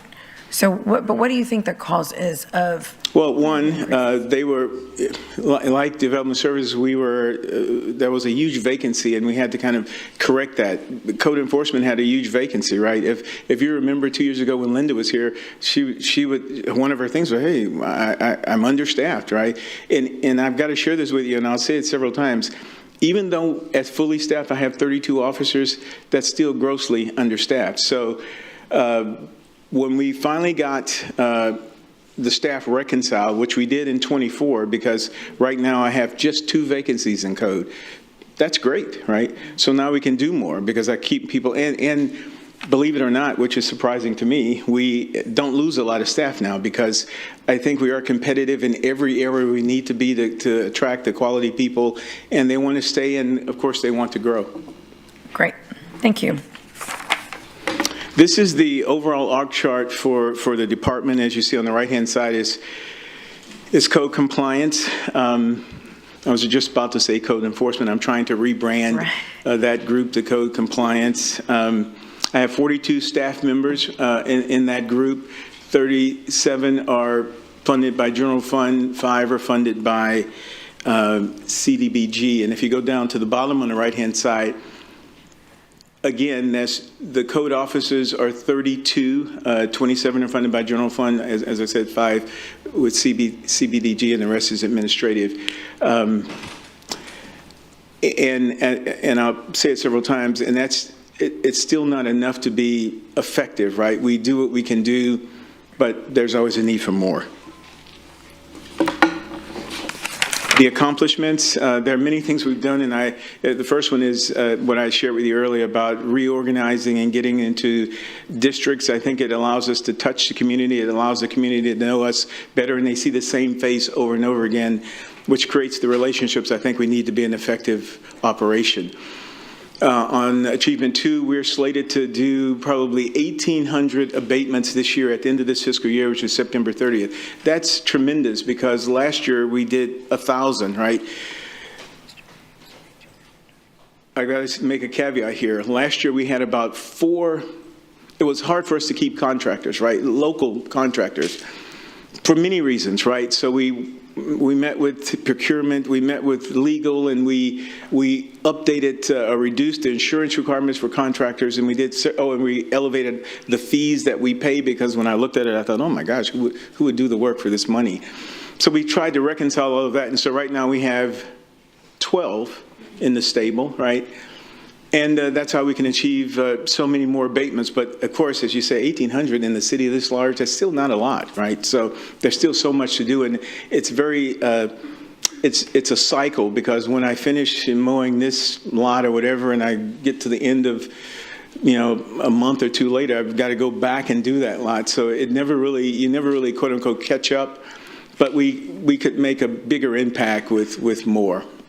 And then lastly, it's, we are slated to demolish 43 buildings in this fiscal year. And last year we demolished 40, substandard residential and commercial, we demolished 41. So that's keeping pace. But there's, as you said earlier, many of you said there's a lot to do here, and there's still a lot to be done. This is the proposed budget, $3 million general fund. 400 grand from CBDG, as you see on the right-hand side. How at the bottom you see is how many staff are funded through general fund and how many are funded through CBDG. In 24, we have 42 staff members. As you know, the proposed budget is to remove 5 of my staff members. Positions, sorry. Thank you. Great catch. So I'm down to 37. So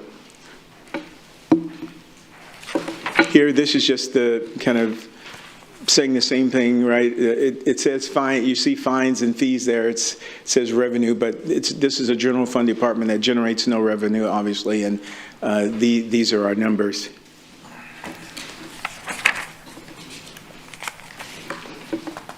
So, Councilman Barrera, thanks for the save. This is what was proposed, right? To reduce 5 code compliance officers, right? 3 of those positions are filled, 2 are vacant. To eliminate the grass abatement fund totally, to eliminate the demolition fund totally, and to eliminate our short-term rental hotline. The alternatives is to restore 3 code-compliant officers. That's great. Thank you very much for that. And to restore the grass abatement funds to half of what it was, $200,000, and to restore the demolition fund to $100,000. The only comments I'll make here, and then of course I'll open it for questions, is that right now I have $600,000 collectively in the current budget that we're working with. And I am almost out of money because of all of the abatements we've done and all the demolitions. And as you know, demolitions and abatements are, and I kind of, for example, I'll give you an example. We demolished a building on MOK. It was a fire. We demolished it. That cost was $35,000. We demolished this old motel on Leopard. That cost was $25,000. We did some board up, and as you know, many of you may know, Sunrise Mall is going through a demolition, but to board it up until it got to that point, that cost us $25,000. So these are large ticket items that I don't want to say keep recurring, but it does happen throughout the city, right? So with the numbers there, right, things that you didn't just raid the coffers and leave no monies, but you have to know that with these numbers, I can only probably do half of what we have proposed this year. And in saying that, if that's what we choose to do, and I, like you said, Mayor, these are just recommendations, but if we stick with this, I strongly need your support messaging this to the community, because we're going to have to work together to make sure that everyone understands our limitations going forward. Right. So it'd be half.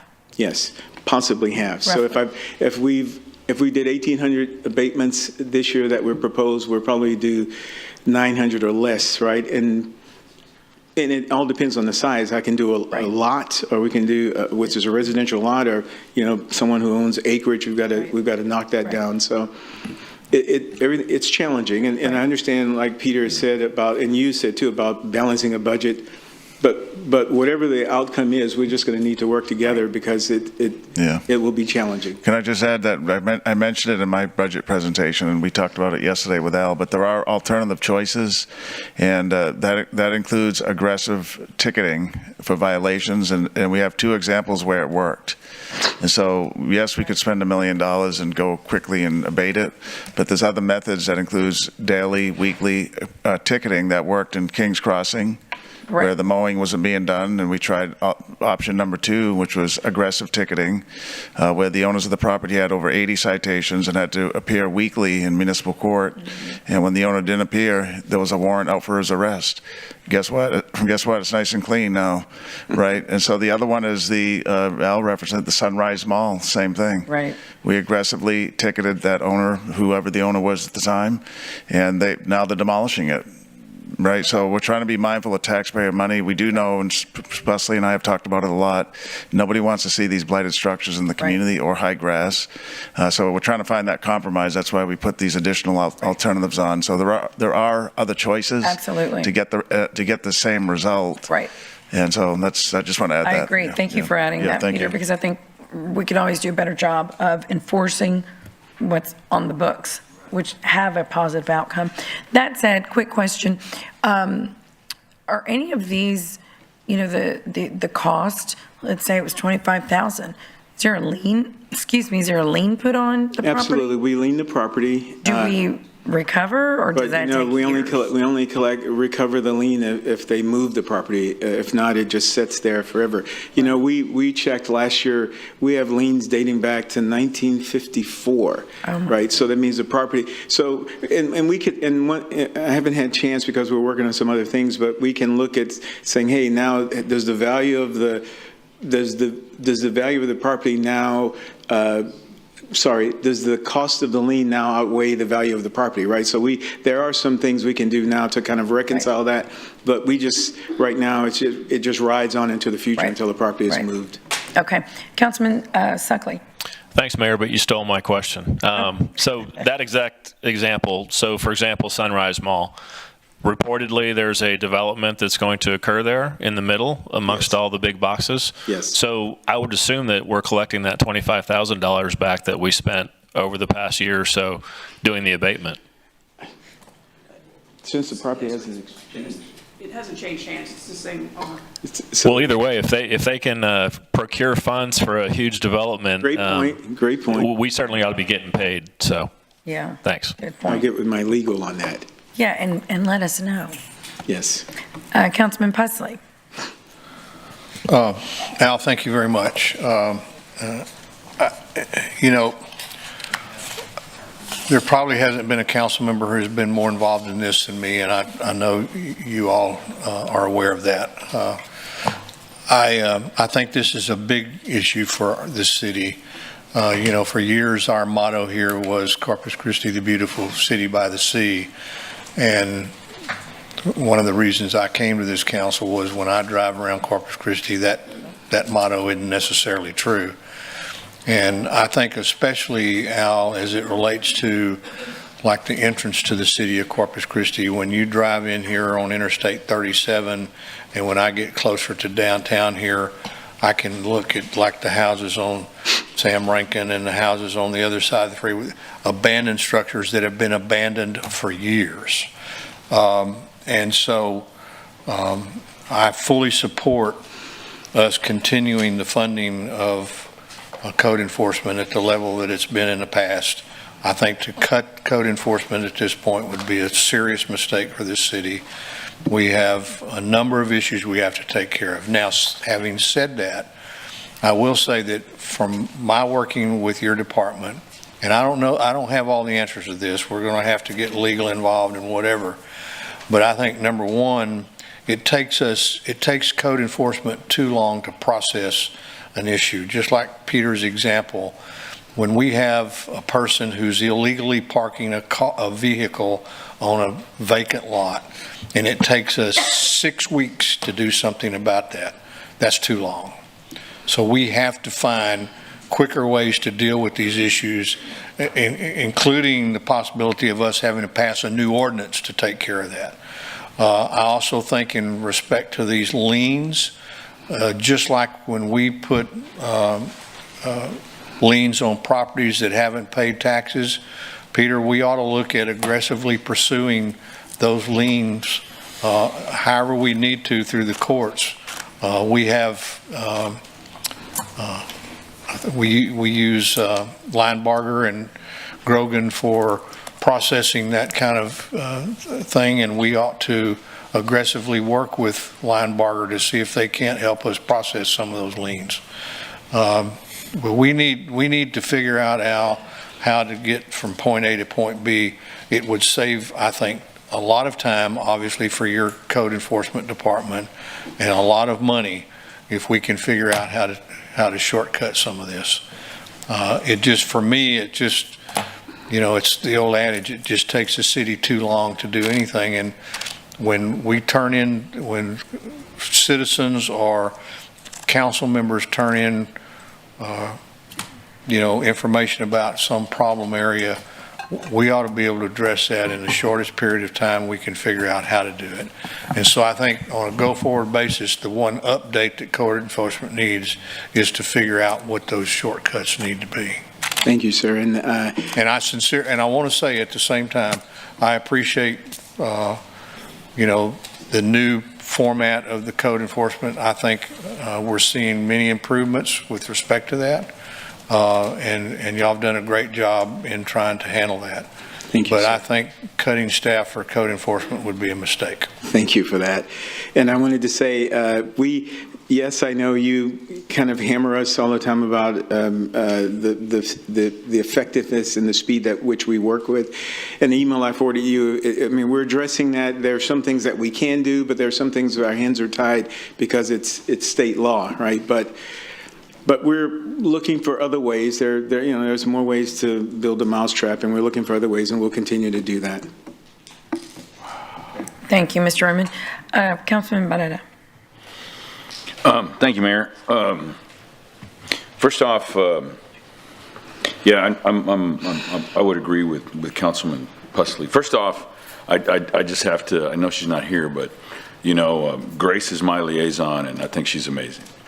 She's very receptive, and I know within the confines of what the law allows her to do, they're very aggressive. I guess the other thing is, I know we're all cutting back, but I'm still curious is that, I always say that, how do we measure our efficiency? And I think you've done a good job of measuring the activity or, the productivity that we're doing. And I know that I hear it with regard to the public that I speak to. And I think an excellent group to interview is Patricia Galvan and Denise Settle. They're usually the first line of defense that they get a ton of calls with regard to code enforcement. The first one is potholes and streets. The second one is code compliance. My apologies. So the other thing I would challenge you to do is at some point or another is that we calculate in a perfect world how many positions would you need and how would that serve? Not to interrupt you, but I mentioned that last year, and I need 52, right? Because what 52 would give me right now with 32, without any reductions, one individual covers about 5 square miles. That's a hell of a lot. Sorry, that's a lot of area to cover. With 52, it's a heavenly term. With 52, I can get it down to 3 square miles, which is reasonable. We can look at it, we can touch it, everyone would know everyone. But as long as it's over 5 square miles, it's just tough for me to get anything. And so when Councilman Pusley was saying, hey, and you drive in town and you see these things, that's why we'll need to always rely on the 311. Someone drops a dime on their neighbor because we just can't, I don't have enough boots on the ground to get to everywhere. So how many staff do I need? I think, when this group first came over, I think we need about 20 more. So prior to being told that we were going to have this reduction, when I first met with Peter, I had an addition of 7 staff members, and I was going to ask for more and more each year until I got to what I think is a fairly reasonable, productive staff. Well, and I think and here's one way, and I don't mean to sound so simplistic, because you're the expert, I'm not. I say that over and over. We try and use our common sense, but we're 9 laymen up here. And what is it? Because this is your field, and we can offer some opinions and what have you, but you have 4,000 resources that could call into 311, meaning 4,000 employees that we have here. Understood. And I think that's the thing. I mean, when we look at things from that perspective, and that's a culture, I have to say, and I sing his praises of the praises of Public Works. They seem to be very familiar, at least from what I've seen, with what their common goal is. And I think it seems that a lot of those team members are working on each other's behalf, So I would think that maybe from somebody from Public Works or somebody from Parks, departments that are out there in the field on a regular basis, that they have some sort of checklist or some morning deal. Around. That's good. I remember sometimes I was frustrated before Mr. Dodd was here, Coach, Boo? Before Coach Boo was here, I remember going into the parking lot at the Greenwood baseball fields, and the parking lot was horrible. I mean, it was just ton of potholes, and it just goes into that dead horse syndrome, where it's used to them, and then nobody thought to talk to somebody in streets to say, hey, we need to repave this parking lot. We just tolerated it, and so that, of course, that's a 5th floor issue. And it's a department head issue. We've all got to work together. In my opinion, is that we're all ambassadors to, the community. So I think if we turn that into some perspective, and that's a management thing, that you've got 4,000 eyes and ears that would help assist with 311, in addition to obviously the community and the partners that we talk to. And that's good information for us, so that way when we talk to our community partners, hey, we need your help. I know Eloy Espinosa, who lives in the Molina area. I took a drive with him, and boy, he chewed me out big time for code compliance. And the first thing I said was, thank you for bringing all these to my attention. And I think, and that kind of empowered him now. So he calls us on a regular basis. So I think you're on the right track here, but just don't forget about that. I think you made a great point. Thank you. The other thing is that, I guess how many liens do we have out there? And I don't expect to know right today, But I guess that's the thing. How much do we have out there in liens or supposed receivables? So that way we at least know what the cost to the community is for individuals that are not compliant. Understood.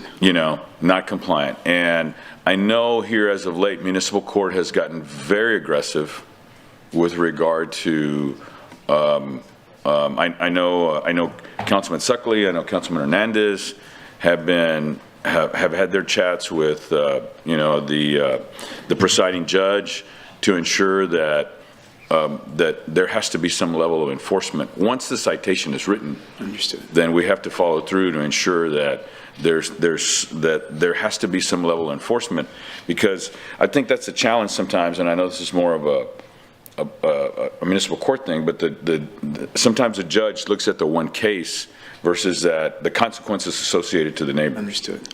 So we're working on that, but once again, that's a global perspective. So I for one, I think we need to put it's a quality of life issue. It's a quality of life issue, and in areas, I have a good portion of my district is inner city areas, and I'll have, we're not on animal control, but I'll have an individual, a senior citizen has a home that's paid for, and they've got manicured bushes and beautiful roses, and then the neighbor next door is just, and they have challenges with snakes and mice, because that one's in disrepair. So we owe it to that neighbor to retain the value of her home and do her quality of life. And first off, I want to say this last year has been amazing in comparison to the other years that I've been around. So my hat's off to you and your team and the system that you've come up with. But homework is number one. What can we do so that way we can cultivate the rest of our 4,000 employees to be those eyes and ears? Hey, when solid waste is out there, they drive by a property every day. And if we could get them to put together a checklist, something that simple, I don't mean to be oversimplistic. No, understand. I do understand. So that way they look at it and they're those eyes and ears, and they're saying, hey, this is something that I see. Animal control the same way. They see it also. So we've got all those people, parks. They're another perfect example. So that's homework. The other thing is once again, I'd really curious like to see an agent report on all the liens that we have. Mm-hmm. And then perhaps how many we may have in municipal court. And so that way we could talk to the municipal court with regard to that. How many fines that we have. Yes, sir. Okay. Or really just a status of each. There's some that 1950, they're going to sit there, and then there's some that are maybe in what stage they're at. Yeah. Yeah. Thank you, Councilman. All right. Thank you very much. Councilman Suckley. Thanks, Mayor. To that point, Al, I think it's a great idea. I think that obviously leadership of code compliance is going to need to make a business decision on each one. You don't want to spend $2,000 on attorney fees to go collect a $1,000 lien. So, understood. But the folks that are habitual, that are eating up staff time and are recurring time after time after time, those are the ones that y'all need to figure out how to address. Understood. My biggest comment was probably regarding what Councilman Pusley had brought up earlier about, coming in 37, it kind of being the corridor to our city and that sort of thing. And if we remember back last year, I brought up, the SPID corridor, and we allocated some funds to kind of step up where maybe TxDOT wasn't doing their job. And, I've had some conversations with Ernie last week, and I know Ernie's not here to defend himself, but, regarding our stormwater mowing, it makes your job more challenging when we're not keeping our own house in order. Understood. And so I would like to suggest that, you and Public Works and Peter and whoever have some recurring meetings to kind of challenge each other to do better. It's hard for us to complain about someone's, 15-inch high weeds or grass in their yard when the city's stormwater is 4 feet high. And I had 5 feet high weeds last week that hadn't been mowed in 2 months. And so, again, that's hard for us to challenge the community to do better when we're not being good role models either.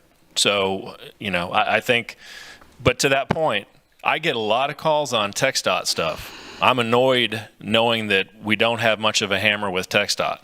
So I'm hopeful that a new era with Mike Walsh coming in here that staff can find some opportunities to work with TxDOT for them to do better. I took a picture and sent it to Ernie, and again, it's not Ernie's. It was on Park Road 22, but to show him basically a small sand dune in the road, turning right there at Commodore, heading towards Port Aransas, where there's grass grown on this little sand dune of sand. And that's probably the most traveled corridor in our whole entire city from Memorial Day to Labor Day, and we've got a sand dune with grass on it in the middle of the road. And that's stuff that TxDOT ought to be taking care of, but it's not a good look, and everybody should be challenged to be better role models for our expectations to make your job easier and your code compliance people's jobs easier to go out and do what we expect our city to look beautiful. Understood. So, thank you. Thank you. Councilman Hernandez. Okay, thank you. Just wanted to understand, if you can go back to the slide page where you said your original program changes.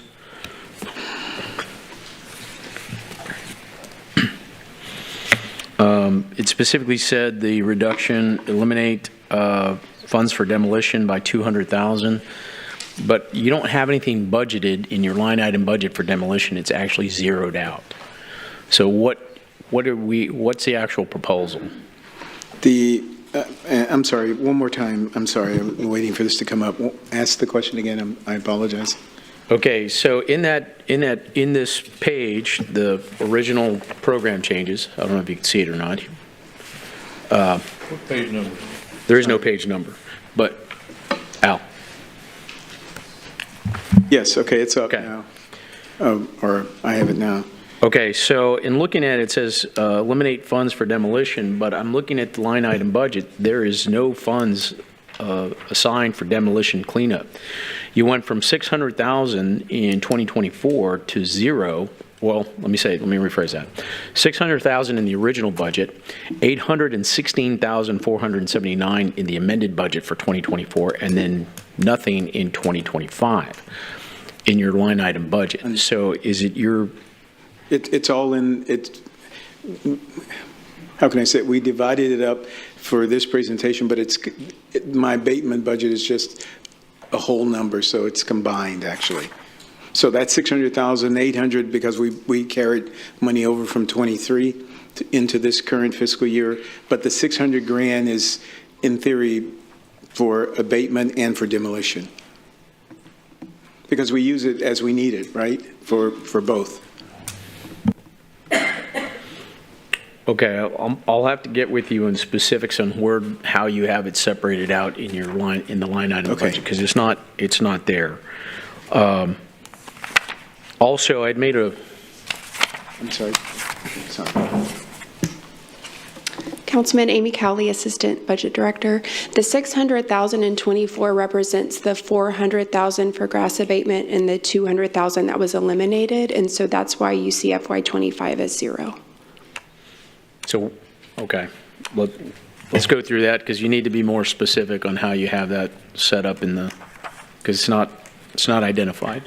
Okay. I had mentioned earlier that you have, since you're cutting positions, that it might be an idea to combine with parking, maybe we call it parking compliance. How's that? With something along those lines where you can cross-train those individuals, where you have multiple. They do a lot of the same things in terms of compliance, but it's just a training issue. Maybe combine those into that. I don't know if that was... So you're giving me people? Combining, right? I don't know if that's a possibility. If instead of having two people going out looking at things, you have parking issues all over the city. Understood. Right? So if they're looking at parking, they can look at other stuff. Your code enforcement officers can look at parking too. It's just a matter of trying to combine resources, right? I thought of that. I have to get with Neiman and Peter to see if that's something that if we can achieve some efficiencies in. It makes sense on paper, but I've not thought about it. Yes, sir, Councilman Hernandez. So we've already we've spoken to Heather, who's going to work with the department to see is there any synergies where you could have a co-duty. Right. Yeah, right now the parking attendants do have a more narrow footprint, which is kind of the central business district downtown, but Al's people go all the way out to the county line, so there could be some, so we'll work on that. Well, I know I have, every time I have to call for a parking issue on the south side, they have to come from somewhere else. Yeah, they just work downtown pretty much. And North Beach has some meters, so. Yeah. So if you have some parking folks, or if you can cross-train to work, code compliance people can do parking stuff, and some parking people can do code stuff. In the areas that they operate in downtown, right, you can assign them those areas, and then assign some of the parking stuff for the other areas to other places. So, I mean, I think there's some synergies. They both, write citations. There's, they're looking at properties, or look at, so I would look at, try to get some efficiencies there, right? Also, last time we talked about this, and this is unfair to code enforcement. We beat up code enforcement for some of these things, but it's not just code enforcement that this is part of, right? It's also the municipal court. It's also legal in terms of the prosecution's office. If they're not prosecuting these things, then or municipal court is combining several citations into one and only charging them for the one citation and dropping the cases on others, which I've seen. There's also that issue. And so, we were talking about having kind of a metric to kind of judge this by, to judge the prosecutors by, to judge the municipal courts by, the administration. Also, you're correct in terms of if we put a lien on a property, how do we go after those liens? Last time I checked, Lineberger, Goggin, Sampson, and Blair, the first time they did any kind of lien work for us was on the Kings Crossing golf course. And they haven't done any work on anything else. But it's a much, smaller amount.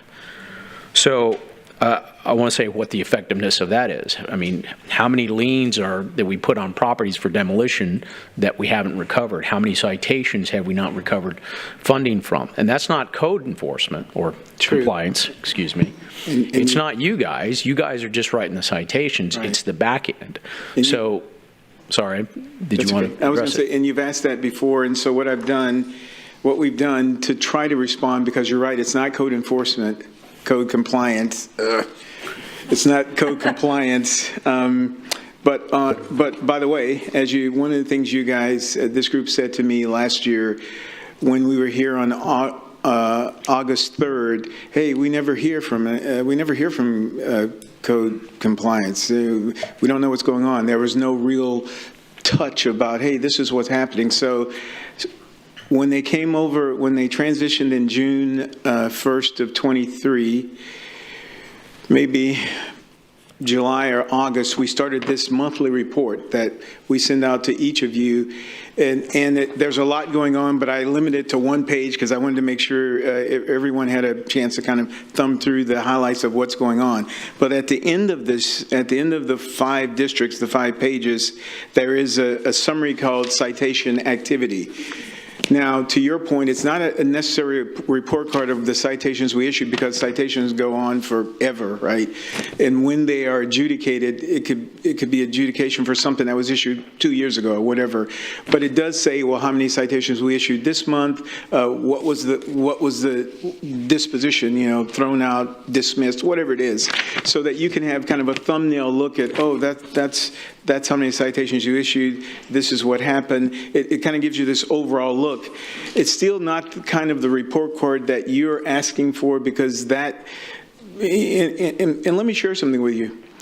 To get this information to produce the citation activity report, because we don't have 2 systems that talk. We're in N4, that system is whatever that system is. So there's just a big data dump that they give to us, and we have to, go through it and put all this in place. So we need to, like someone said, hey, you should get together with Public Works and others to kind of create the synergies to get around the city. We need to do the same thing with municipal court, so that information is kind of readily available, so that everyone can kind of understand, who's on first, what's on second. And that's something we're still working with. This is kind of just a stopgap measure to say, oh, I see you issued so many citations in District 1, and this is what happened to them or whatever. So we're still working on it, but yes, it's okay. So hopefully by the time we get here next year, it will be a well-fine oil machine. Okay, so this is more probably a question for the city manager here on this, is that how do we get to the point where we understand the full picture between them, the legal and the prosecutor's office, as well as the municipal court, and understanding, because it's hard to assign resources to code enforcement if you don't know how effective the entire process is. Right. So it should be that we have, a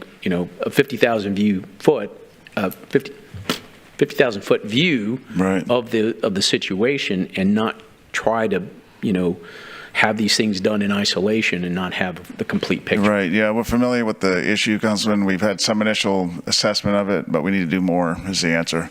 And then Yes. once you have that, you can address that with going after those liens or right.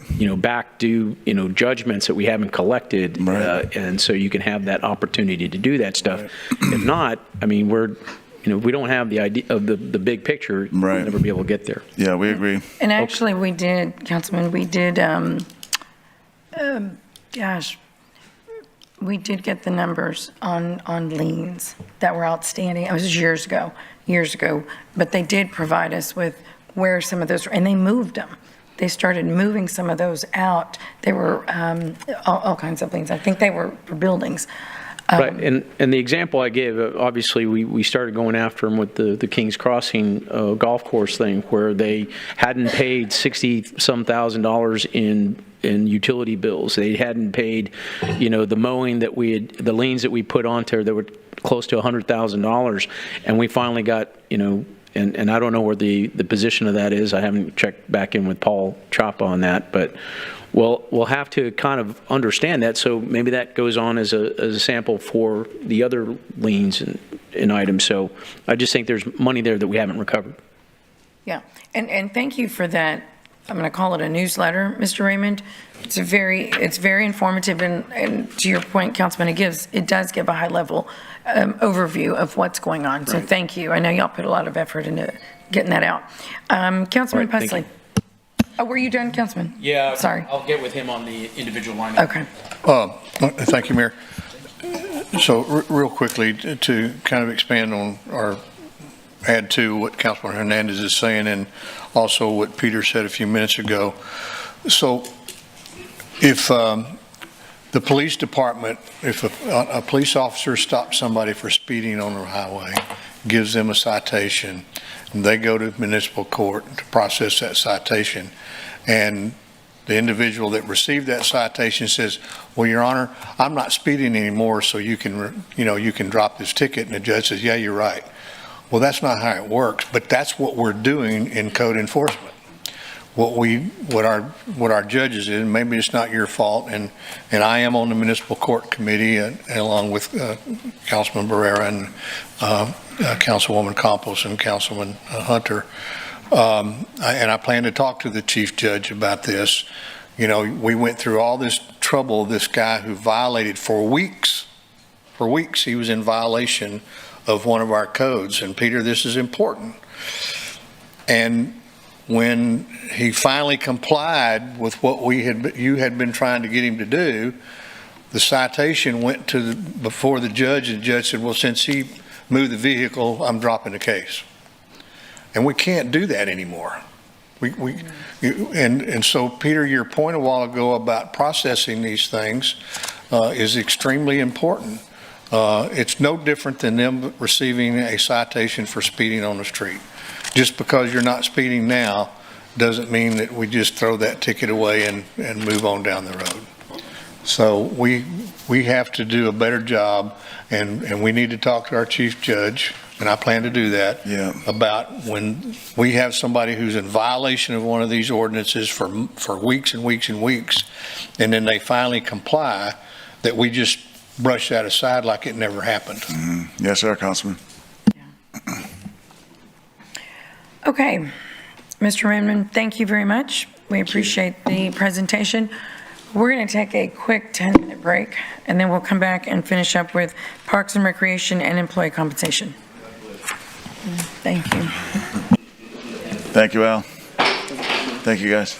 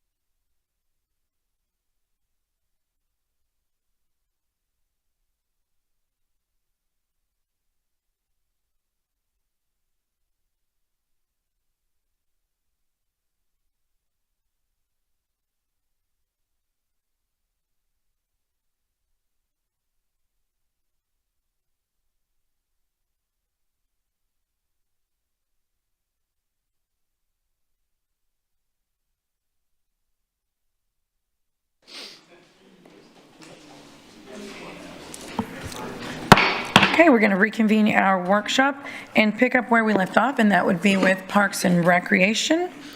Our Director, Robert Dodd, will present. Yes, ma'am. Thank you. Mayor, Council, I'm Robert Dodd. I'm the Director of Parks and Recreation. Our mission statement at Parks and Recreation is to manage the park system, beaches, and marina, as well as offering recreational, culture, and outdoor activities to residents and visitors. We have 196 parks, you'll see up there on the screen, and over 2,000 acres of parkland acres.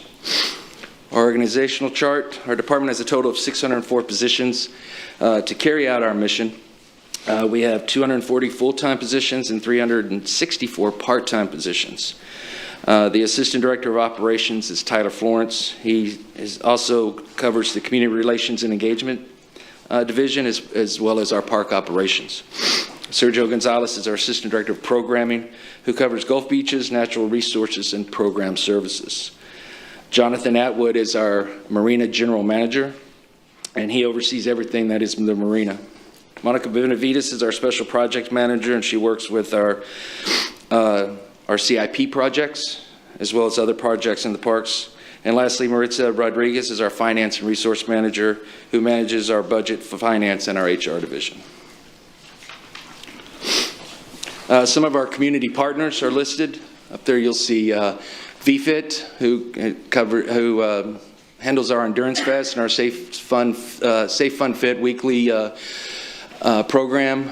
Visit Corpus Christi, the Sports Commission, Beach to Bay, Buck Days, Cal Allen ISD, CCISD. The advisory committees those are under our Parks and Recreation. I'd like to highlight our Parks and Recreation Advisory Committee and our Marina Advisory Board. Their recommendations and priorities for the FY25 budget were off-road trails and connectivity networks, as well as addition of portable restrooms in various city parks. Our Marina Advisory Committee has recommended prioritizing the marina breakwater restoration, as well as the marina master plan projects. About parks, our component, one of our components is to provide recreational activities. We maintain several fields, courts, parks to serve our community. On the slide, you'll see we have 85 outdoor basketball courts, 2 golf centers, 4 disc golf courses. Our sports fields, we have 78, 26 baseball, 25 soccer, all the way down to 1 cricket field. And then our tennis center. Tennis courts, we have our tennis centers, HEB and Al Cruz, that are privately operated but city owned, and then we have some tennis courts at Parker Park, Pebble Park, as well as St. Andrews Park. And honestly, with the tennis courts too, we've have our pickleball courts there as well.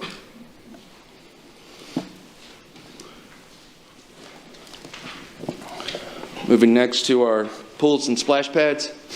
We have our aquatics division. We have a total of 6 pools, soon to be 7.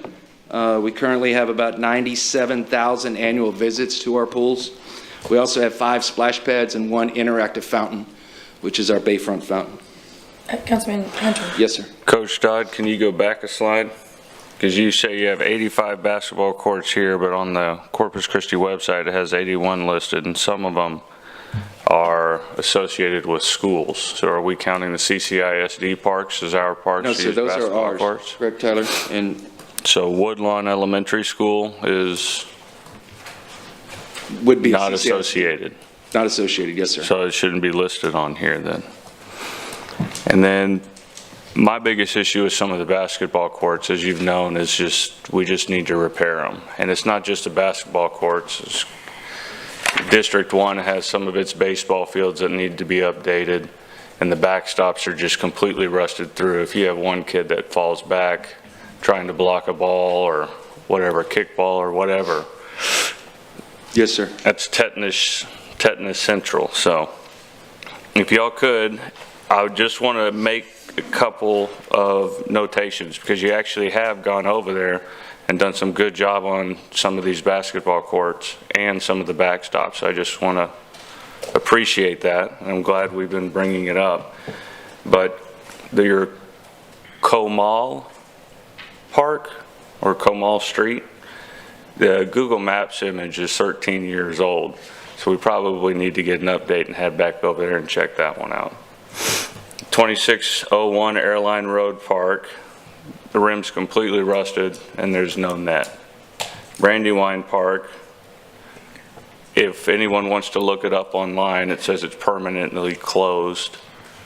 We need to get that updated. Brockhampton Park, great job. Everything looks brand new, it's well kept.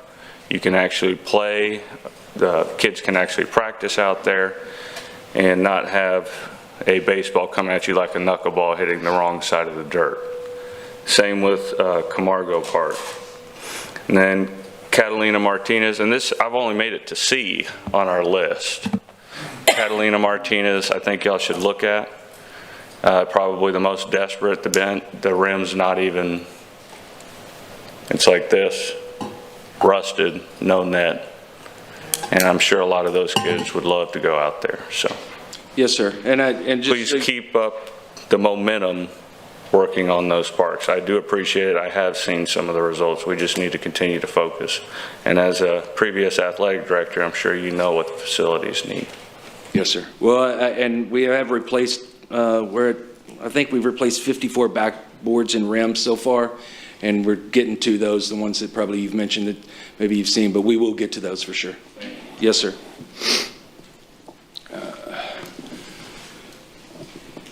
Next slide. Our senior centers and rec centers. Our department prioritizes serving both seniors and youth. We maintain and provide services at 8 senior centers. We also maintain and provide services at 4 recreational centers that our youth are served. Our beaches in Marina. We maintain 3 beaches, Gulf Beaches, North Beach, and McGee Beach. The Marina leases and maintains 500 wet slips and are available for pleasure and commercial vessels. Our Marina staff provides a 24-hour security maintenance and boater services. Also coming soon to the Marina is our new boaters facility, our boaters haul-out facility, as well as our People Street Boardwalk.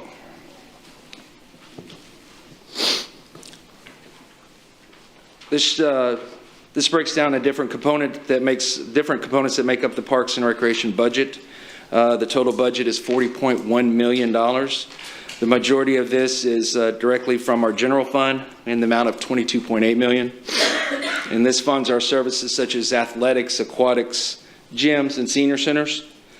Our lifeguard and beach maintenance and park enforcement and bayfront art parks are funded with this special revenue fund. The variance is due to the shifting of beach personnel to the SHOT fund, which are reducing the dependency in the HOT fund and fully utilizing the SHOT fund on an annual basis. The enterprise fund provides the funding for the marina operations and the golf fund. And lastly, we received $2.4 million in grant funding. Next slide.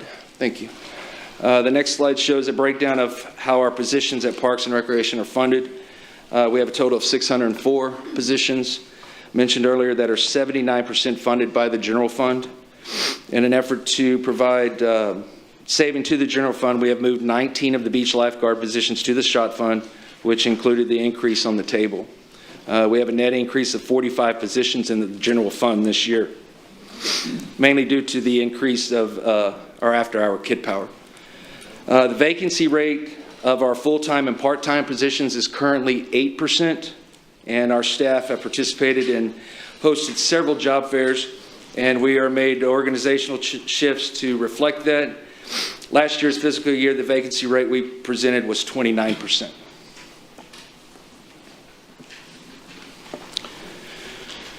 Last time our fee schedule was updated was October of 2021. We are proposing an update in a fraction of our fees, and these are as following for athletic gyms, sports fields, Oso Bay Wetlands Preserve and Learning Center. And the fee here is to increase if council decides to keep the Learning Center open. This will be discussed in a future site. Spark program, which is our camps that are held during intersessions and then our after-hour kit power.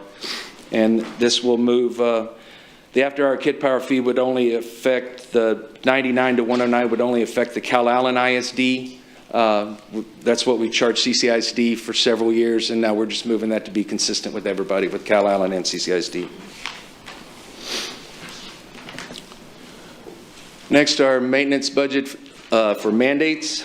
What was that on the Cal Allen deal? On our fee schedule, we have charged them $99, I believe, and we've charged CCISD $109 for years and years, and we're just going to move Cal Allen up to $109 to make it consistent with CCISD. That's your after-hour kit power? Yes, sir.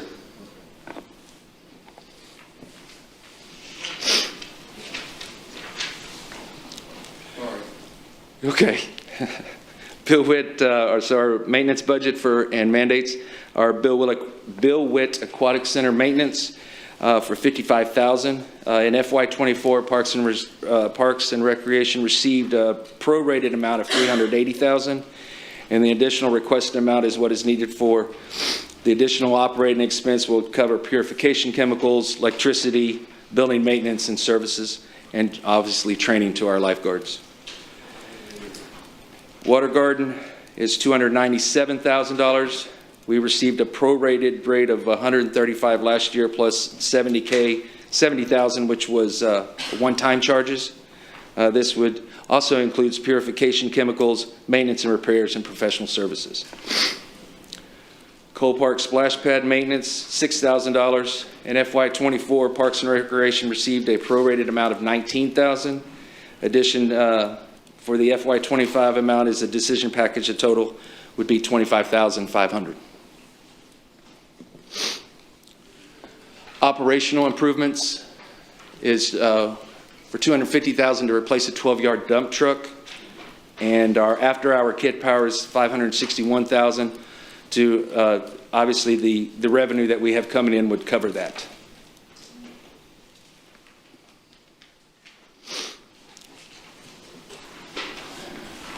We previously talked about reductions.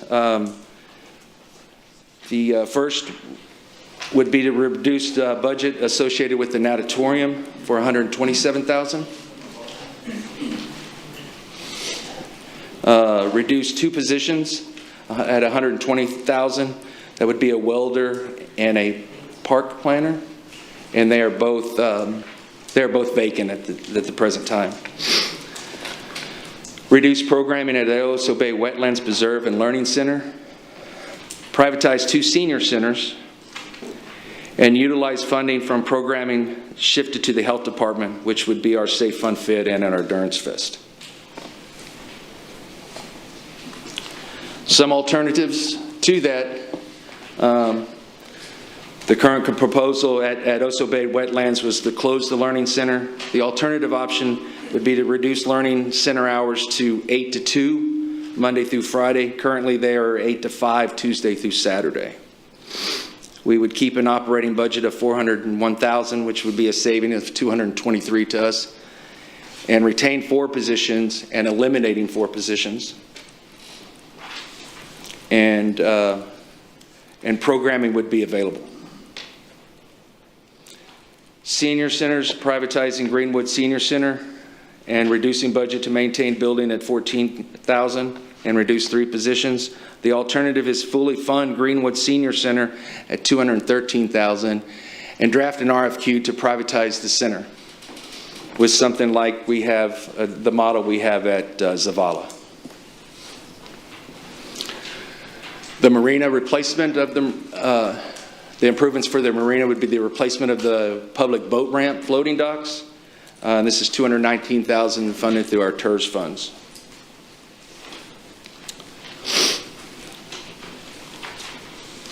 From our SHOT fund, North Beach restroom parking facility that was opened up last week for $200,000, and an annual beach Gulf survey for $125,000. Improvements would be to establish a rescue division. And while we're here, I want to make sure we thank the mayor and Councilman Suckley for bringing us together, and obviously Chief Wade Councilman Barrera, you talked about, teamwork and working within the departments, and that was a huge thing for Parks and Recreation and the fire department to work together. I think it was shown a couple times this year with some rescues and things like that where we worked together with the fire department. We got good feedback on that. So, excellent. Yes, sir. Mr. Don, Yes, what is the annual Gulf Beach survey? It's a survey we do them quarterly. So it's a survey that's mandated by GLO. It's something we have to do. GLO. Yes, ma'am. It's to check the depth. It's to check the depth of the right of the sand to see if there's any erosion when we have to re-nurse the beach. Okay.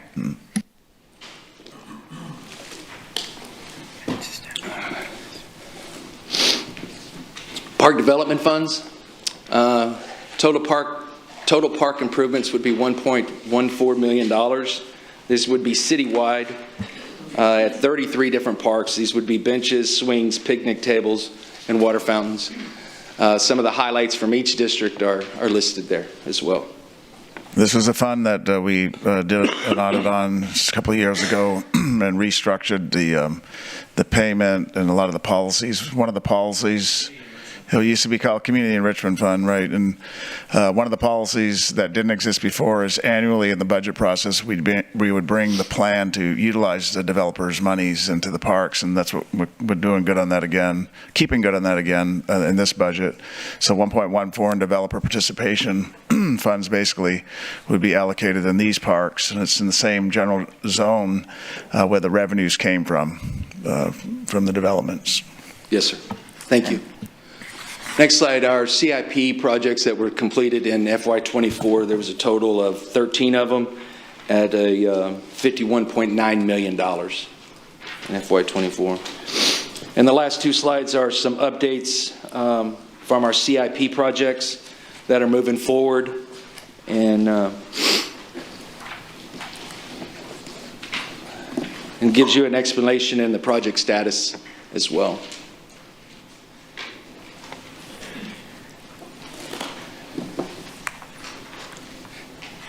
And that's my presentation. If you have any questions?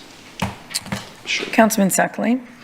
Thanks, Mayor. Robert, just wanted to share with you, appreciate the presentation, but everything you and your team do, a lot of activity here, a lot of projects you guys have been responsible for.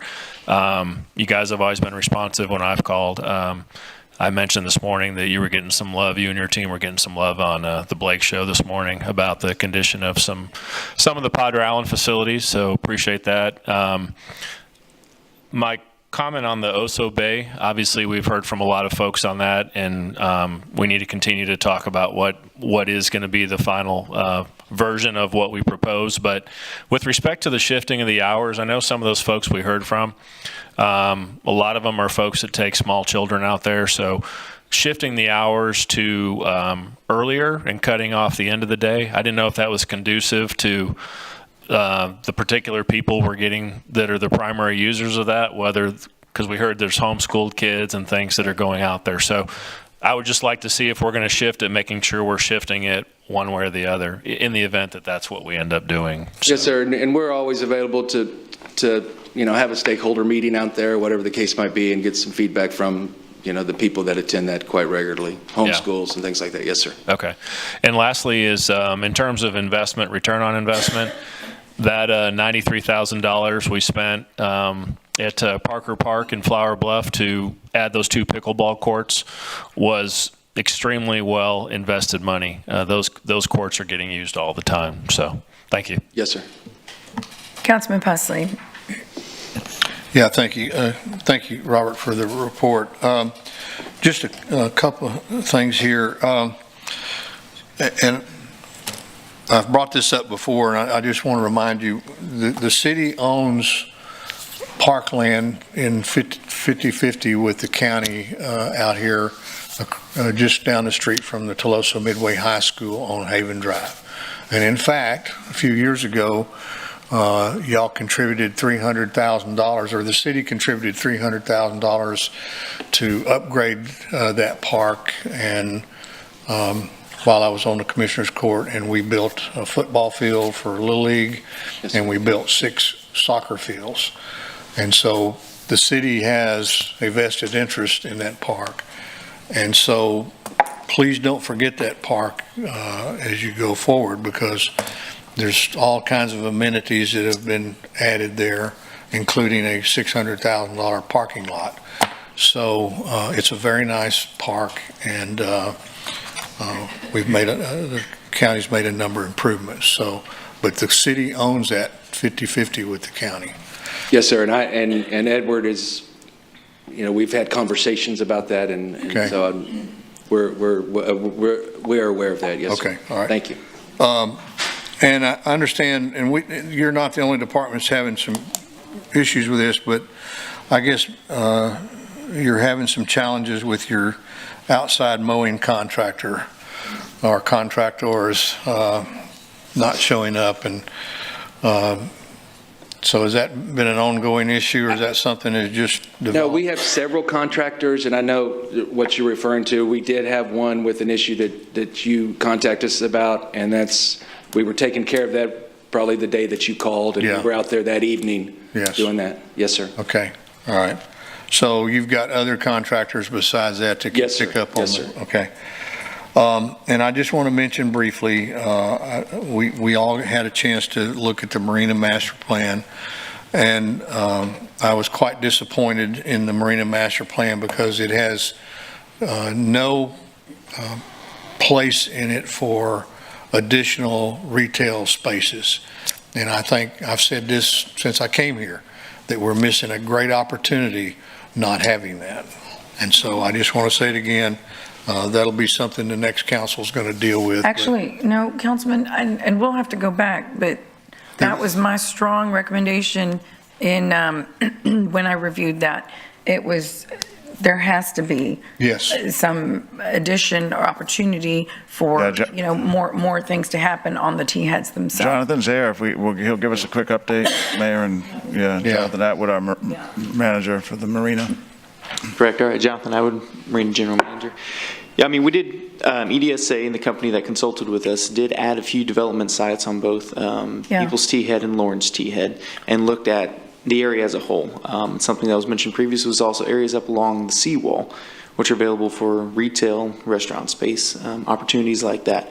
We will actually be bringing that, excuse me, that master plan to council in a couple of weeks here in the end of August. Okay. And we'll have the consultant here on site to further Okay, well, I look forward to seeing your new issue, because the original one I saw. No, this one includes it. Good. And it looks beautiful. I mean, it's all in theory, but it's the opportunity. So it's absolutely. Yeah, and I appreciate all the upgrades with respect to trees and, all that, but we have a diamond in the rough there. I mean, there ought to be more retail spaces down there for people who come here to visit and spend their money here in our city. So we're just missing a great opportunity if we don't do that. Yes, sir, for sure. Okay. And I think we brought a couple of different phases to you all, so make sure you get the Thank final. you, Jonathan. Thank you, Jonathan. Actually, Councilman Pusley, I was just last night at our input session. Obviously, there was a lot of things that I talked about with different people, but a gentleman did come in and talk about our marina and how excited he was, and he knew about the master plan. So okay, good. That was one of the things we talked about last night. With respect to grants, Robert, do you handle does the Parks Department handle their own grant writing? Yes, sir. And the 2.4, yes, sir, we do. Okay. Tell me a little bit about After Hour Kid Power. Is the city managing that program for all the school districts or just certain ones? For Cal Allen and CCISD, we're in their schools. We do our program, but we're in their schools. And what do we do? We have, obviously, we pick them up from the class. They go into a designated place and snacks. There's, homework. There's other activities, programming that we might do, things like that. And the city's fully funding that? Other than our part, we have a total of how many schools in total of 20 schools that we do that. 4 of them being in Cal Allen and the rest being in CCISD. And why are we doing that? Yeah, Councilman, before he answers that, can I answer your question on, are we paying for it? So in this budget, we've adjusted the fee for service, so it's almost 100% cost recovery. Okay. So we don't want, this is that issue of as a city, do we do all this? Or, so this really isn't a core function of ours, taking care of children after school. However, if the fee paid by the parent or the family is equivalent to the city cost, the schools do appreciate us doing it, and they don't have the apparatus to do it. So with this budget, we're recommending adjustments to the registration fee and then the weekly or monthly fee, however they pay it, so that it's 100% cost recovery. But if the school or the parents are paying for it anyway, why aren't we letting the schools? Robert might have to answer that. We did have a conversation last year with CCISD because we were going to recommend phasing this out, but they had great concern about that, and Robert was there with those. So tell us, Robert. Yes, sir. I don't think we could ever charge it. I mean, are we furnishing the personnel to run those things? Yes, we are. Yeah. I don't see how we could ever recover our costs in personnel on a program like that. And we struggled the previous 2 fiscal years with that, but as we met with CCISD, there was talk last year after we did our budget presentation that we were gonna get out of the business, and we've talked to CCISD. It's not your fault. You weren't here when and neither were you when this was created, but why are we doing? I mean, we're not an educational facility. Right, we agree. This is something that ought to be taken care of by the school districts.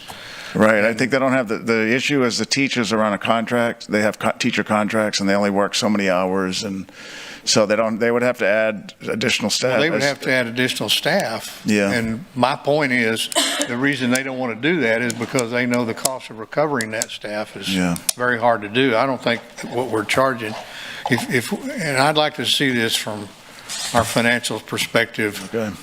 Let's zero this down a little bit more about what it's really costing us in the way of staff, and that's paying for insurance and benefits and all the stuff that goes into hiring somebody to go out there and manage these programs. This is something the school districts ought to be doing. The city of Corpus Christi and taxpayers of the city of Corpus Christi ought not to be paying for this. This is and just for your situational awareness there, this is a long. I understand. Latchkey was around when I was in elementary, so it's how old it is.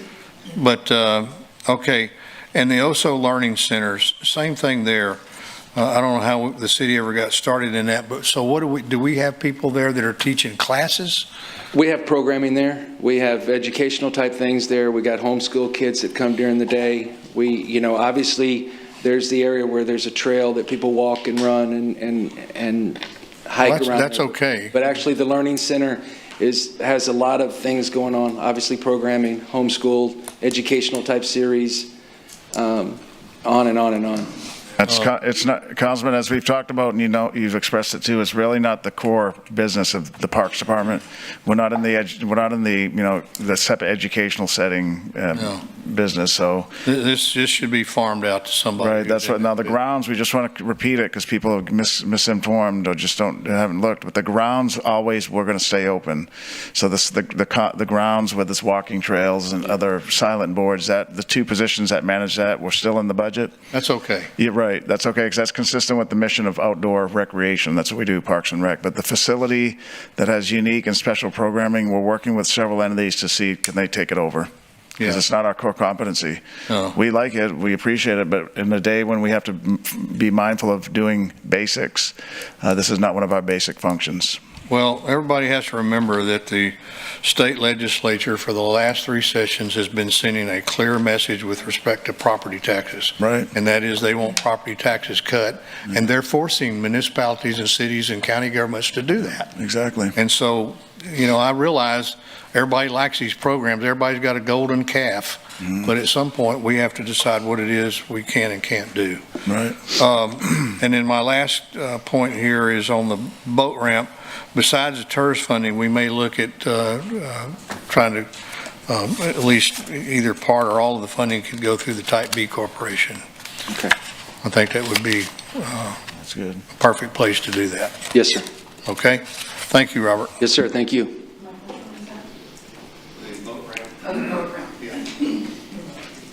Yeah.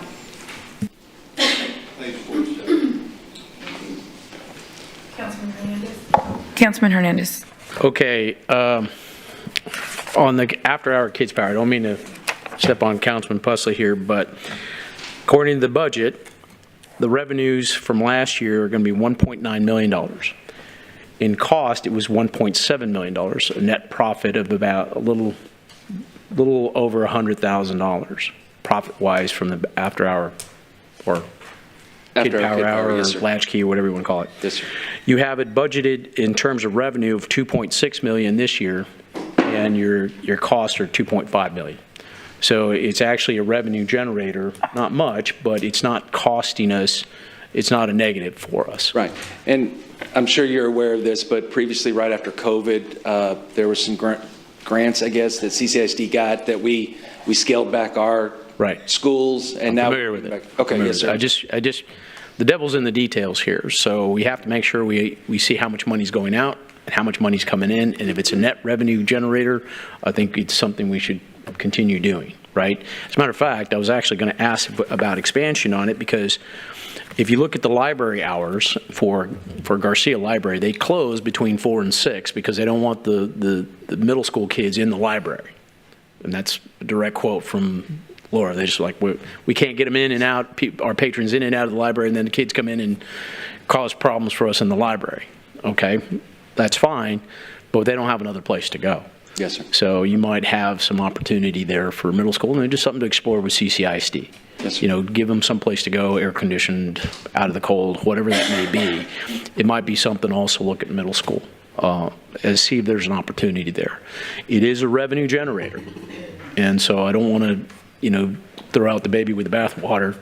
I know we're not supposed to be in the education thing, but if you can kind of program those things towards Parks and Recreation, and, you know, put out information about programs for summer, you know, like the camp programs that you have, the recreational programs, that's where you should communicate that information to, send stuff back out with kids, since you've got them there. It's captured audience, right? Parents, you know, and to be honest with you, I utilized this program when my kids were at Luther Jones. It was a good program, right?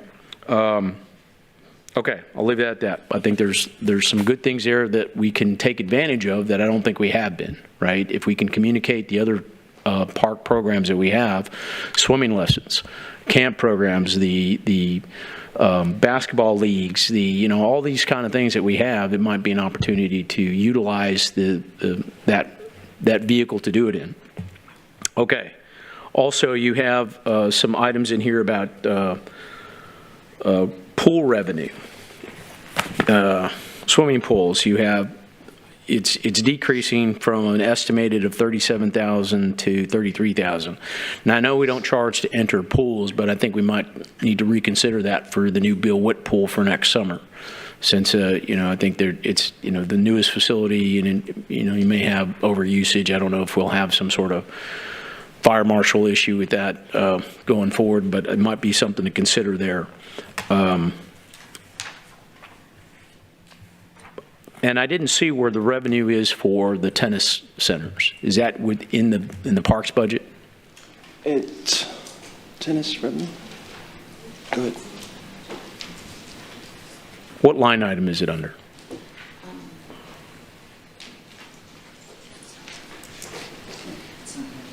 So the tennis center, hi, my name is Marisa Rodriguez, and I'm the finance manager for Parks and Rec. The tennis centers, we don't, I'm sorry, hold on a minute. I was about to talk about the golf. I apologize. Tennis center. The golf's not one, and that was one. Yeah. It's not in the revenue side either. So right, the golf we we rent that, we lease that. Yeah, so is it under lease operation? What is it under? Currently, the tennis centers are not revenue sharing, and that's why it's not on here. Well, no, but I mean, if we're just contracting the use of it, right? So there's no revenue coming from any of our tennis centers. Right. They're not leasing anything we're not leasing So there's no revenue whatsoever? No revenue coming from them. They're taking, the contract probably that they have, they're managing the asset for us in lieu of us doing it. So we reduced our budget years ago and they manage the asset. And currently we have an RFP out for some revenue sharing with our tennis centers. Okay, so that's for next year though, right? Right. So wouldn't there be some aspect of that in the budget? For future they just began negotiating or kind of developing, and we're not sure if the participants that would be selected would be open to that. So if there is, we'll amend the budget. We just went back to RFP this week and sent it back out. We had one responder. We're going back out and contacting some people, so.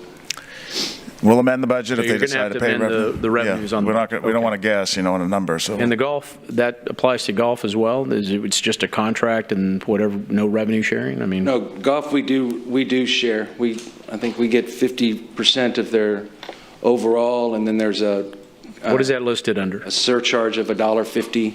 Maybe I'm missing it. The golf fund.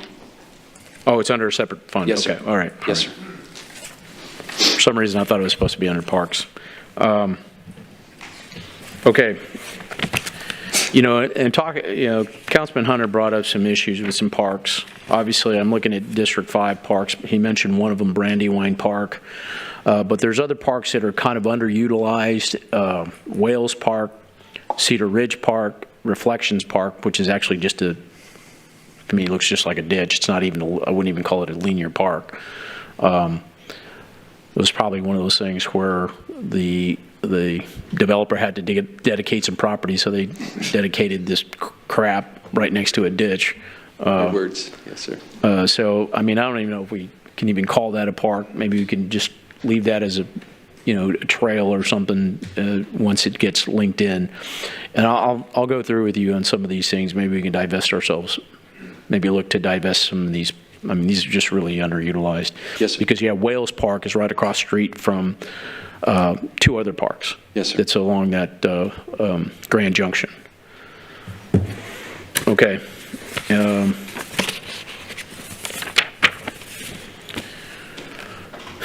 I know I'd mentioned to you about a basketball program in terms of trying to improve the basketball courts through kind of a local artist program. Yes, sir. We've started that process, and we've been in contact with some people, and I just got an email the other day I received.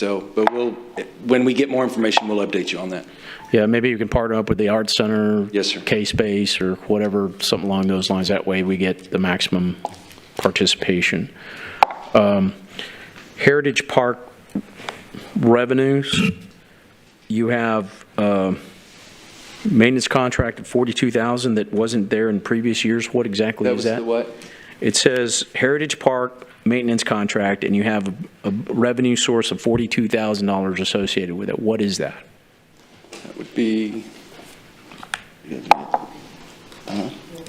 we'll get that for you. Okay, so if we lease those Heritage Park buildings, where does that lease revenue come from? Is that in here, or is that somewhere else? It came from Visitors Fund. It came from the Visitors Fund, the first one. Okay. I'm sorry. All right, I think maybe some language here can be cleaned up as to what where the revenue is coming from. It's sometimes hard to kind of extrapolate, like, for example, any rentals of the Heritage Park buildings to outside organizations isn't really kind of identified.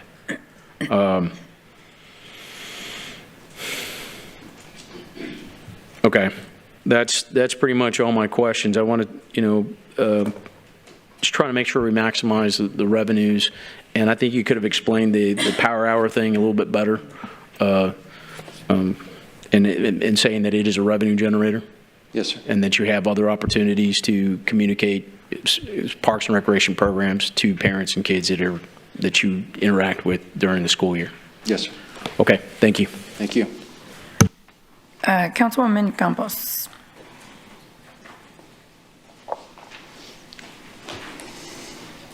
Thank you, Mayor.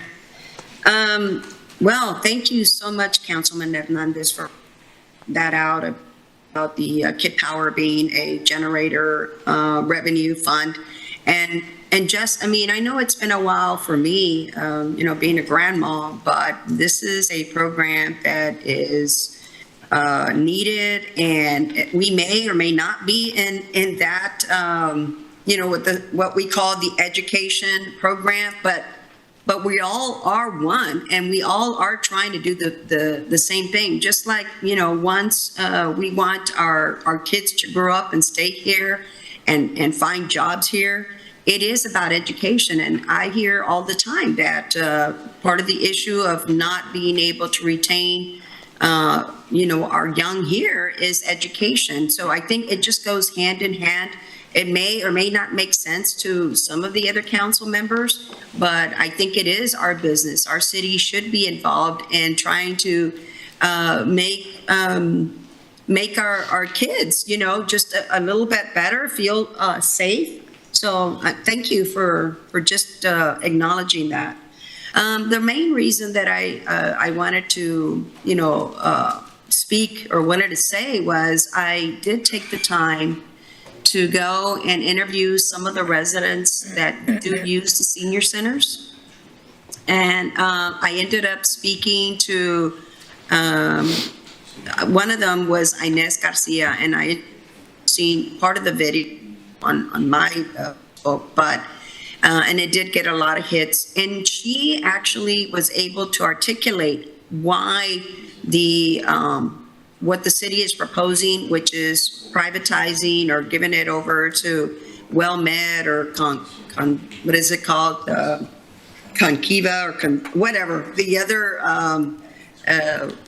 replacement agency for Medicare. There is a difference if you have not attended those senior centers. I did. I went ahead and spoke to the people at Zavala and spoke to some of the people at Broadmoor and at Greenwood, and it's night and day. I mean, it sounds like a really solid financial way of getting out of this type of program, but it doesn't work. Just like the tennis program, I also heard from the people that utilize the tennis program, and that privatizing of the cruise tennis centers and the HEB is also not working. It was pointed out to me that the reason that they're having an issue with the RFQ is because it's not enough. As a matter of fact, again, thank you, Councilman Hernandez, for pointing out about the funds. It is very popular as far as the pickleball and that kind of thing, because that all also takes place at these tennis courts. But we really do need to look at how we are looking at ways to, partner up with other private entities and giving these city-owned facilities outright to, not giving, but them taking over completely over our facilities. I don't think that's a good approach. I hope that we do a really deep down study as to how these are working, because I know that the residents at Broadmoor feel that the privatizing at Zavala is not welcoming. As a matter of fact, one of the first things they said is that they did away with their committee, the committee of volunteers. So they feel no ownership, and they don't feel like they're able to participate. They don't want them to volunteer. And what is a senior center about? It is about community, and they're not feeling as though they're being invited. When I did go and speak to her, I forgot her name, the whole focus was on exercise, which I get that. It's important that we exercise, but that's not the whole purpose of these community centers. So I just wanted to make sure that, we just don't automatically think or go on this path of privatizing, because right now I'm not hearing positive things from the privatizing of the tennis and the privatizing of Zavala. know that it used to be really well attended before it was taken over by WellMed. You know, they ended up going again to some of the other ones, which is not what we're supposed to do. You know, these centers that we invest in are supposed to be for our community. That's what we're here for. We're here to provide a place for our seniors to go and not, you know, be totally isolated and feel that, you know, they still are valued. So I know that you feel the same way, Mayor, and I know a lot of y'all feel the same way, but we need to make sure that, you know, we continue to make seniors and our children high priorities in our city so that they can end up staying here and be valued and be, you know, a contribution to our society, which they are. So anyway, I just wanted to make sure that I hope that the rest of you take the time, just like you did in some of the, you know, basketball courts and some of our parks, take the time to really find out what each neighborhood is experiencing. And some of them, yeah, maybe we don't need. Like I know I've got a park, a so-called park in my neighborhood. As a matter of fact, it's in the next street over.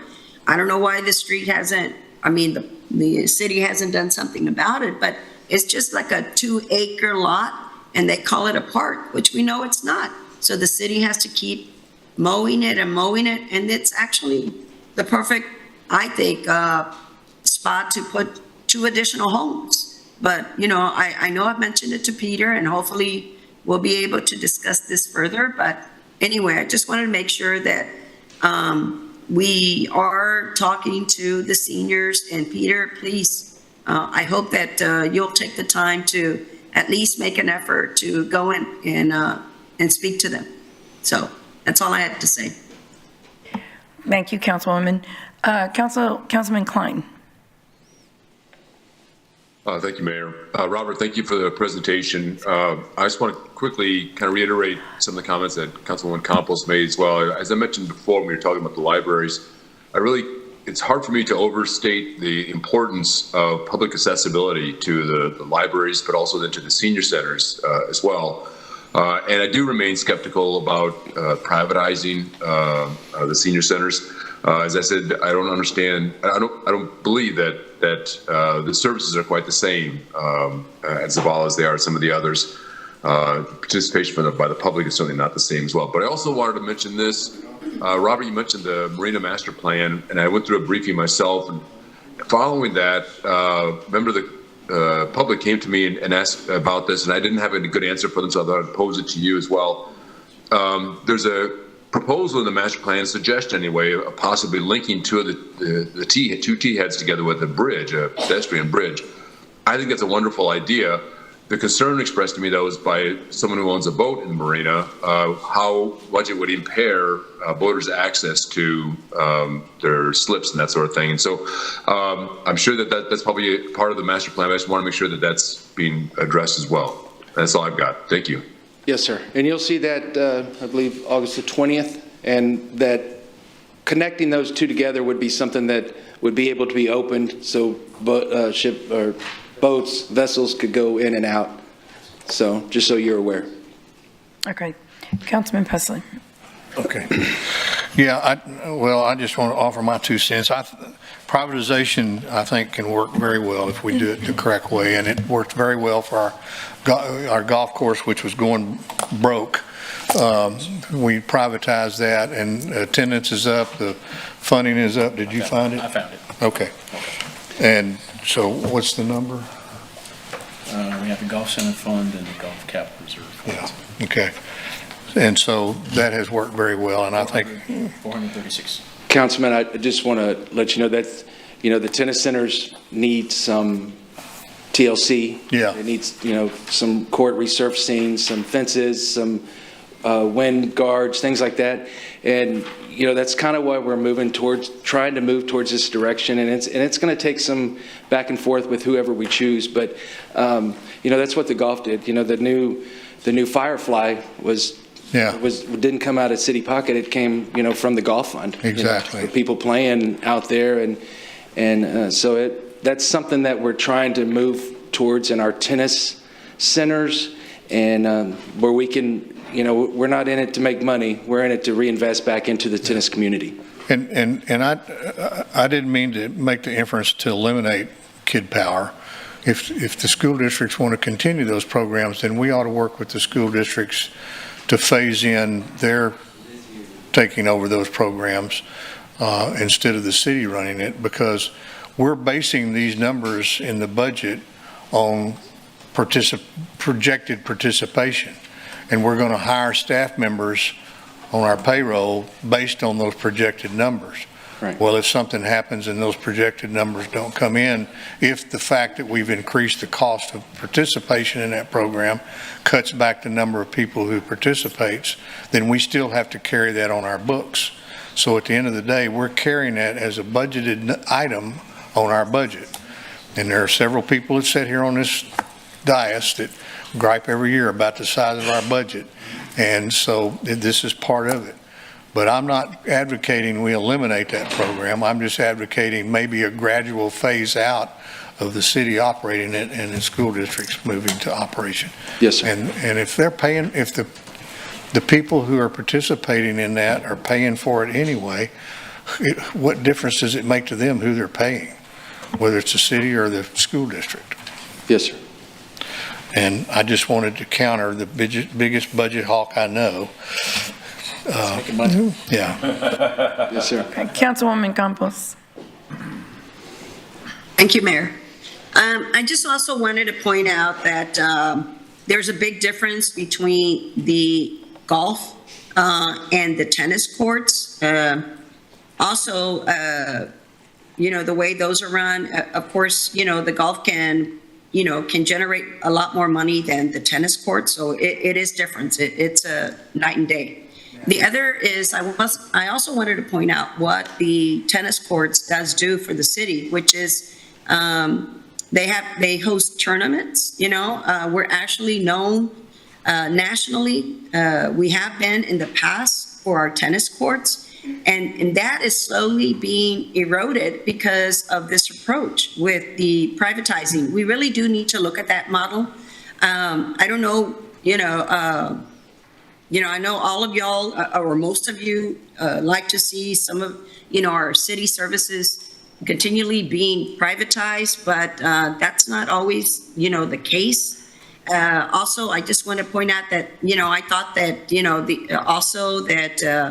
if the city is able to make a little bit of money on, the Kid Power program, why not? I would think this would be a welcoming thing. I mean, to find out that, that we're actually making a little money. And so, why shouldn't we turn it over to CCISD? But hey, that's my opinion.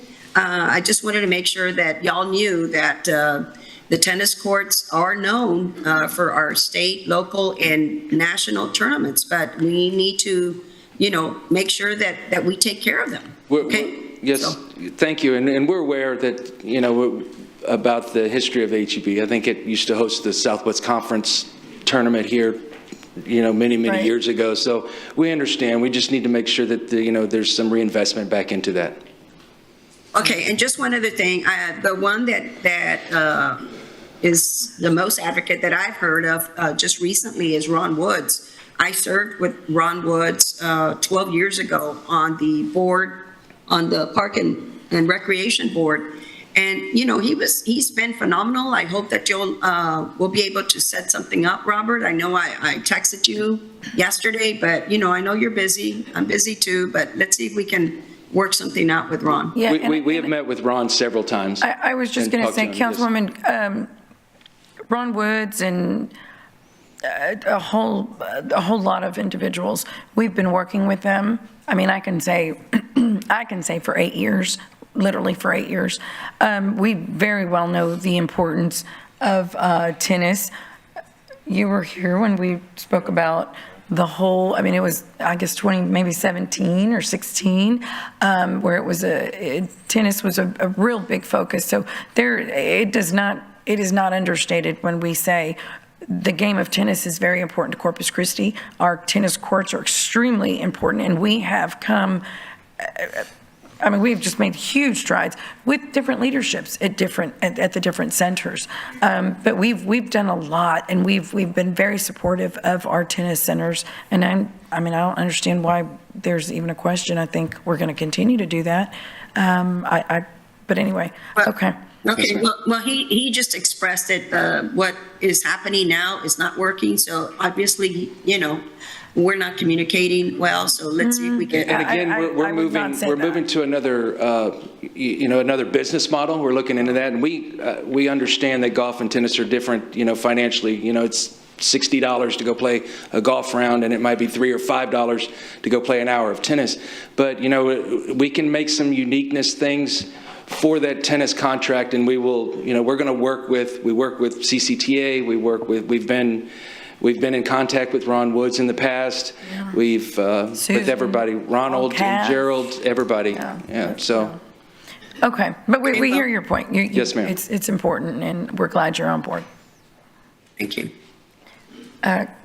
Councilman Hernandez, do you have a last comment? Okay, so real quickly, I really the model that we have for our golf courses is an excellent model. Yes. You can do that, mirror that model for our tennis centers. That'd be a great opportunity. The rental of the tennis court is not where the profit is made. The profit is made in the lessons and the tournaments, right? So if you have a profit sharing model, then you get that's where that is, right? So yes, you can actually look at that and contract that out the same way. Obviously, there's going to be some differences, but this is a city facility, and there's cost associated with maintaining it. Right. Where that's not part of the contract that you currently have for operations. Right. So it should have some revenue component to it. And if you have a revenue aspect of that, then there's things that you could do to improve those facilities, right? Just like we did with Firefly, right? You can make the justification to make investments into it if you have revenue coming from it, right? And I know we had more school districts involved with the Power Hour in the past.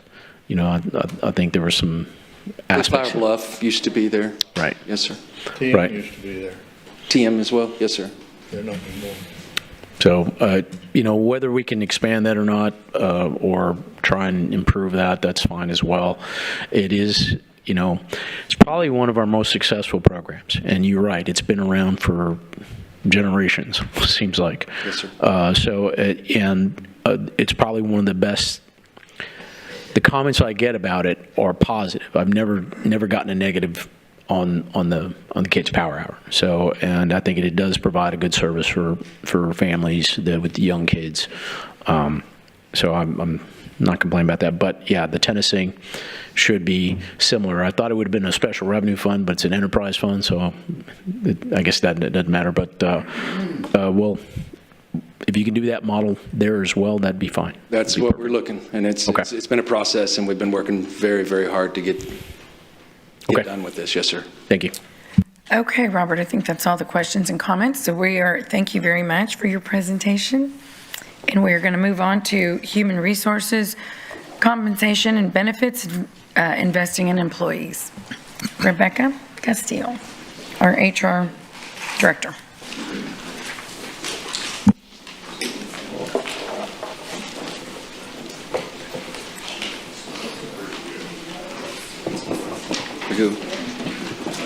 Sorry, am I in your way? Unless you want to speak on it.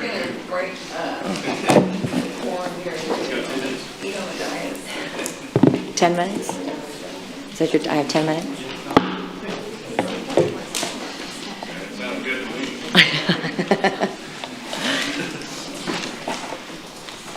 Am I supposed to press something on here to move the slide? I have you just click it. Oh, thank you. Oh, no, you can do it. Sorry. I just didn't know where it was at.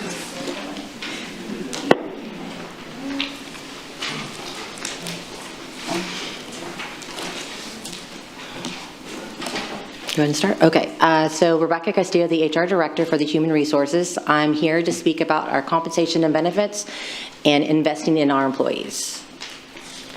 So on this first slide, this is just going to show the organization within our benefits team and our compensation team. So we do have a compensation manager, and we have 2 senior comp analysts. We have a benefits manager, and we have 2 senior benefit analysts and 2 HR benefit analysts. This slide is going to go overall we're going to be speaking about today. So this is going to be looking at employee compensation for fiscal 2025. So you can see police collective bargaining agreement is 2.2. The fire collective bargaining agreement, which is pending council approval on 8/13, is 5.3. Performance pay between 0 and 5%, which is 3.5. And then we're looking at 100, our grade 100 level critical market adjustments. So those are going to be specifically our critical positions at 800. And then mandated FLSA salary adjustment is going to be $500,000, and then additional health savings account contributions for police and civilian is going to be about 2.7, with a total of 15 million. We are going to start first with our police and fire compensation for fiscal 2025. So currently we are with police collective bargaining agreement. We're year 2 of 4. So we're looking at 3% salary increase for all sworn positions beginning April 1. One-time payments of $2,000 for all sworn on October 1st. For our fire collective bargaining agreement, year 1, that's if it does get approved next Tuesday, is an average increase of 9% for all sworn personnel. A one-time payment of $2,000 to our firefighter 1s on October 1. And then we had and listed out because there is a variation of what the increases are going to be based on their position. So we have cadets at 7%, firefighter 1 between 1% and 7%, firefighter 2 at 7 to 9%, fire captains between 11 and 12%. So we are looking at 113 firefighter 1s to receive that one-time payment of $2,000. So this is going to be for all civilians, so employee performance pay for fiscal 2025. So it's going to exclude our police and fire. So this is going to have 2666 civilian employees that would be eligible for a 3% average budgeted and awarded based on their performance. That's going to range from 0 to 5%. The average increase that we saw in the research that we looked at the 7 top cities was at 3.3% with either COLA or merit increase. We also did a little bit of research for Society of Human Resources Management, and so they were looking at all industries, and they came out with a 3.5% with their data that they had received that we looked at.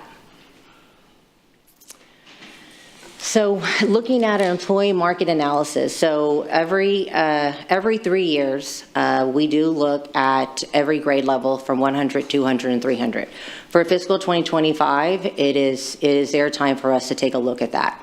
We've been doing this since 2019, and we really do the basis on looking at the organization structure. We're going to be looking at difficulty in recruiting, as well as retaining staff, internal equity, and then any other issues that we may see.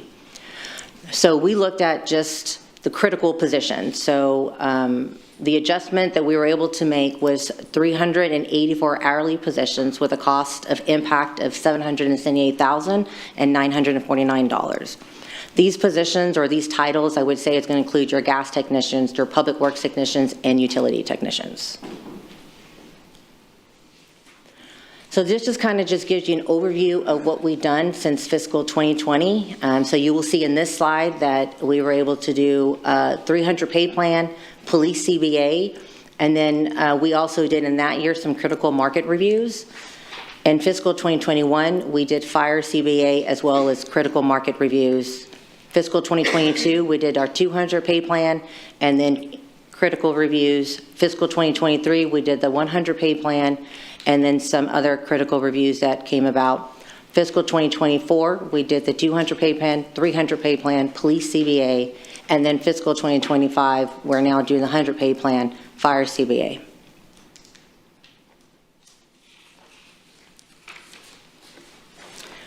So now we are to the Fair Labor Standards Act mandate. So this is something that we had to look at all of our employees that would be impacted. So we had 98 affected positions. moving to $58,656.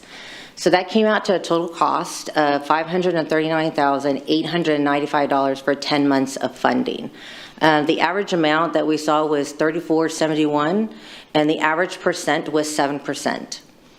We also wanted to include that if we were to get approved for the performance pay of the middle ground of 3%, this would give individuals not only the 7% increase or average percent, but an additional 3%. Moving on to our health benefits. So I really wanted to take time out to look at what we've been currently doing right now to get ready for fiscal 2025. This gives education sessions that are going on now. Our last session is going to be tomorrow. They actually started 2 weeks ago. So we had 4 in fire, we had police, we have 2, and then civilian 28. This does include face-to-face as well as through a WebEx seminar to be able to educate our employees of any changes that we will be seeing for fiscal 2025. These will be effective on October 1, and all the employees will be able to enroll August 12th to August 23rd.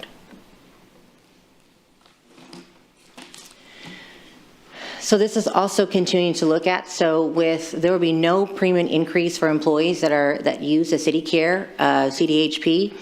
So our health savings account contribution currently today is $1,300 for individuals and $2,600 with dependents. In this particular health plan, we have 65% that are currently enrolled for fiscal 2024. And that's what you're going to see on that current, so there's no change. There is a 7% annual premium increase paid for employees that use the City Care PPO. Currently, we have about 34.7% that are currently enrolled for fiscal 2024. So this is the current for employee only is $70.34. We're looking at to be proposed at $75.26. And then you'll see it with employee and spouse, employee and children, and then employee and family. We are looking at one-time healthcare savings account contributions to employees for fiscal 2025. We will be utilizing the fund balance. So you will see for our police department, January 1, they will receive a one-time of $2,000. For fire, a one-time of $2,000, and then for civilians, it will be broken up for $1,000 for employee only and $2,000 for contribution family one-time. This is in addition to it. This is in addition. So they will receive on October 1 for police $1,600 contribution, and then for fire $2,000 on October 1, and then civilian either the $1,300 or $2,600 on October 1. This new the one-time contribution will be on January 1 of 2025.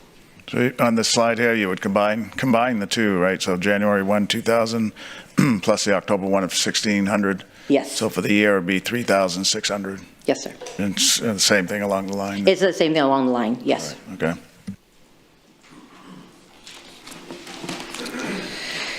This is continuing to be able to utilize our fund balance. So we are looking at the city to contribute to the police and fire employee health benefit funds, which is the contribution is coming from the general fund.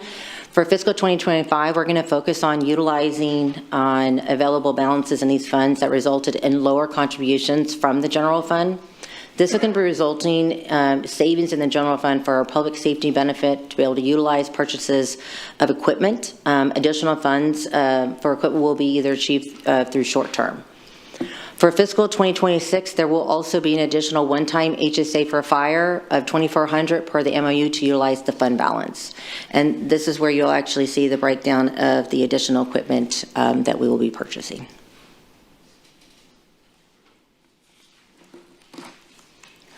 So this is just taking a look at our fiscal 2025 projected fund balance.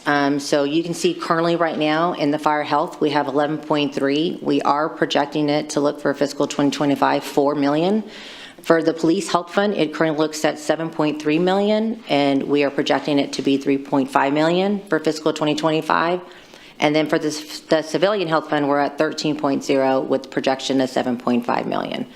We also wanted to please note that our goal is to maintain a balance equal at 25 to 30% of our annual expenditure. So this is where we're looking at the fire recommendations between 2.0 to 2.9 million. For police, we're looking at 1.6 to 2.2 million, and then looking at our civilian between 6 million and 8.4 million.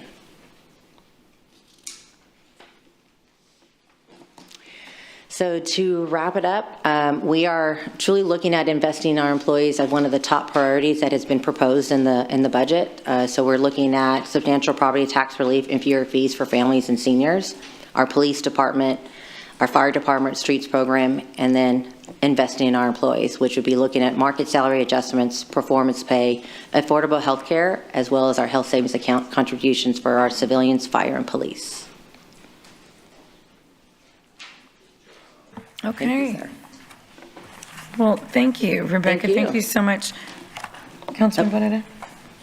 You know, I just want to commend staff. I know that shall we say that I've probably not been at times the favorite that. It's a confession, it sounds like.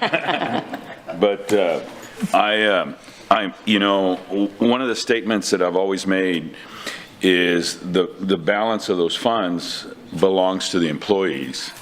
And I told, you know, I had this conversation with Michael a couple years ago.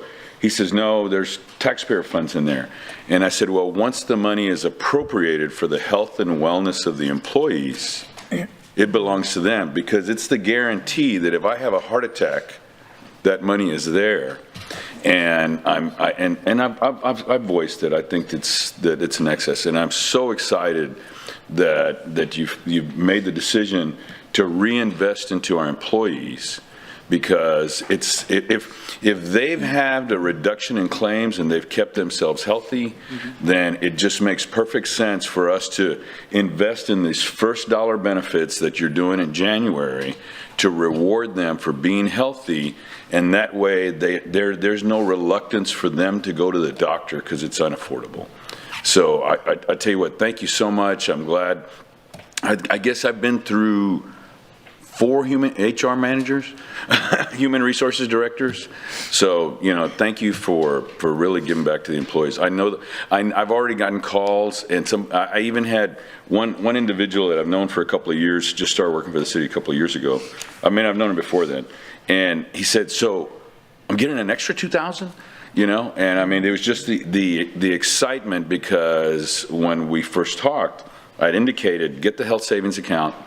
You know, what is it? You're younger, you can utilize that money. It can be used for retirement later on. And what is it? It allows you to manage your health care. And then you'll have these additional funds. So I'll get off my box, but keep up the good work. Great job. Thank you very much. Thank you, Peter. Thank you, Michael. And thank you to all your team. To all my team. To all your team for doing that. And what is it? It's much appreciated. I know the employees appreciate it. Yeah. Thank you, sir. Appreciate it. Councilman Pusley. Yeah, thank you, Rebecca. Great report. On the health savings account contribution, $1,600 for police and fire, and then $1,300 for employee only, or $2,600 for family. So does that go into like a standard health deal where they will get that money back as they submit health costs, or is that just going to be paid to them as a flat bonus? It will be flat. It's a flat payment they will actually have on their health savings card. And that's what the card they will be able to use for any kind of doctor's appointments or bills that they may receive. Okay. You know, but the insurance pays for X amount, and then this is what they can use actually to offset that. Okay, to offset that. Yes. Yeah. Is there an expiration date on that? Do they have to use it within the 12-month period of time, or? No, sir. Actually, it could be carried over, and if you choose to leave the city, that money actually goes with you. And you can use it for retirement. Oh, really? Yes. Yeah. Wow. Once they reach. Yeah. There's laws that regulate the use of the money, and except for this retirement option, it has to be used for health care. Mm-hmm. So it's managed by, it's guided by federal, But by the IRS. So there is an app that they actually have they can use to see what it could be used for, what it's not. So there's a lot of education that we've been doing with our employees, so they are aware of what the do's and don'ts are. It goes into a separate bank account with a debit card. It looks like like a debit card. Yeah. Yes. And then the good thing about it is it stays with you. There's no expiration date. If you leave the city, you retire, or you leave the city to work for the port or some other place, Just the carry it money with goes you. with you. Wow. And it doesn't go away. So if you want to, at some point, you can invest it. So it's a great benefit, and as Barrera said, it really helps the employee manage healthcare costs. That's why in all these funds, where we have the consumer-driven healthcare plan, the cost to the city, to the taxpayer, is less because every employee is engaged in managing their healthcare costs, not just Rebecca. You know. Well, I know. Well, things have changed a lot. I've been retired for 13 years, and in the corporate world, they used to give us those things, but you had to spend it within a 12-month period of time, or you lost it. But obviously that's changed. Right. Okay, that's great. I think that's a really great benefit, as Councilman Barrera alluded to, for our employees. Rebecca, talk to us a little bit about the employee market analysis that y'all did this year and what that included, and is that something we do I know you and I have had some conversations about it, and I think it's good for people to hear exactly what happens with respect to that and why we do that. So why we do it, so I know it's been done prior to me coming here, but since I've been here and just looking at the history, that we want to make sure that we are competitive with the market, and we are actually paying individuals where they actually should be based on their experience. Yeah. And really and it could be education, it could be a whole variety of things. But one of the things that the compensation team does is they look at the 7 largest cities, we even look at 10, and sometimes we even go further than that, just to kind of get an understanding of where these titles are based on the market. And so once we gather all the data to look at each, and we did it for the grade 100 right now. And so we had to look at all the information, be able to assess it to see where we currently pay our current employees based on the market, and we come up with an average. And when we come with that market average, if there is, for these instances that we did actually, the grade moved for these titles, that meant they were below the market, and so now we've actually put them in market. Okay. And that didn't just include our rank and file employees, that went for assistant city managers and directors. That goes across the board because we do it for every pay grade. So we do it for the 100, we do it for the 200, and we do it for the 300. And we've also done it for fire and police. Yeah. Well, that is one thing that corporate world has in common with government. Yes. We had to do that as a corporation as well, because you have to stay competitive. If you don't, your people are going to go across the street and go to work somewhere else. So yes, sir. I think that's a really good thing we do. So thank you very much. It's a great report. Thank you. Thank you, Mayor. Councilman Hernandez.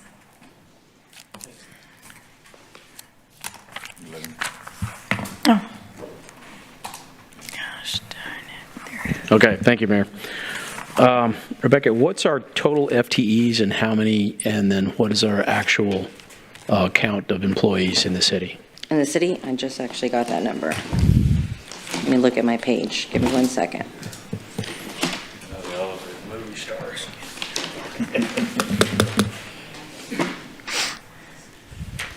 Because I just wrote it down. The actual is 3404. Okay. The actual is 3,404 as of last Friday. And our total FTEs? We're pulling it from the budget. Okay, that's fine. While you're waiting on that, on your budget, you had last year for professional services $462,000, and you have in this year's budget for $149,000. So can you explain kind of what that was? Yes.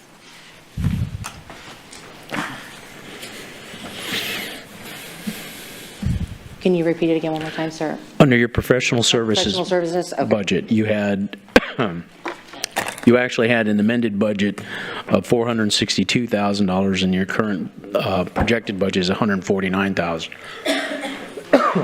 Can you explain the cost difference and what actually that was? Yes, we had a one-time of HRS system of $389,000.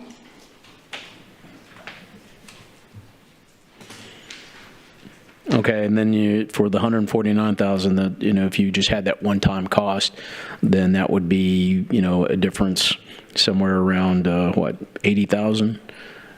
So you have almost twice that much in your current budget. What is that going to be used for? So typically on professional services, we look at education. It will actually also for professional services. Let me look at my sheet really quickly because it's all spelled out for me. Okay, because you have training as part of your budget, right? That has everything separated out from your HR department, right? Yes, sir.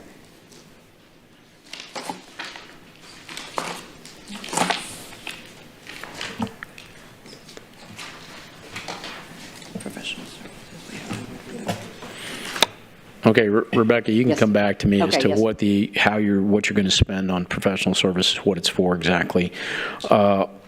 Also, you have a reduction of tuition assistance for your department. Is that for the department or is that for the city in general? That's for the city. That's for the city. That's for the So it went from 125,000 to 77,000. What was the reason for that? You're just not having the participation? No, we were asked to look at reducing our budget by 5%, and so we looked at specific programs, Okay. and that was one of the ones that we had looked at, and was one of the ones that we had chosen to reduce. Okay, is it being utilized to the It is extent? being utilized today, but I don't believe we were using the full, and so Okay. we actually looked at that to say, okay, we can actually, look at that as, Okay, speaking of it, budget here, you have a food budget from last year, a budget of $3,000, and you're budgeting $10,500. What food are you buying that would go up, 3 times? so for the food, so So it's food budget, and I'm looking at training and HR, and they both went up significantly. Yes. But combined, they went up, you tripled your expenditures. What is the food you're buying for? So the food that we buy is if we're actually doing any internal training, we will actually, if it's actually during lunch, we will actually do that. If we're having if it's a morning, we'll do that as well, is where that is actually coming from. We also use that for if you are traveling. So I believe that's where actually that would come in as well. So if you are actually traveling for business, we actually have to have that specifically tied to that for that spending. So that's not under your travel budget? No, sir. Okay.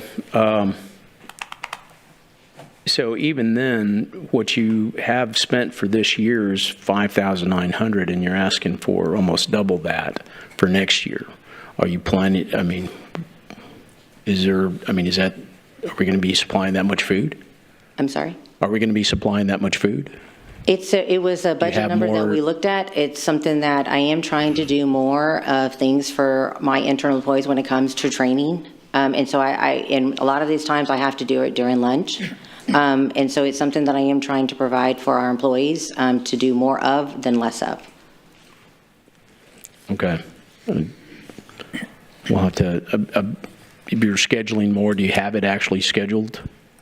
It would be Is it scheduled. training, It would or be is it- scheduled. It would be something scheduled, not just like off the spot. So you're going to have more training scheduled this cycle versus last year? For internal, yes, sir.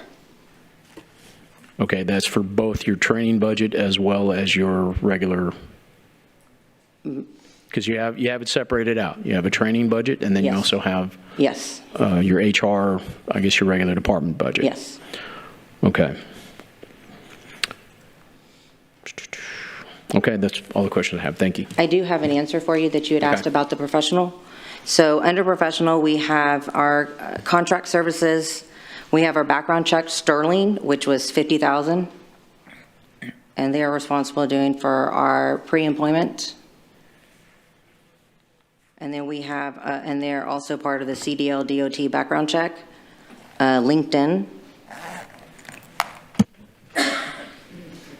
And then contract recruiting services. Okay. Thank you. You're welcome. Okay, Rebecca, I think that's all the questions and comments.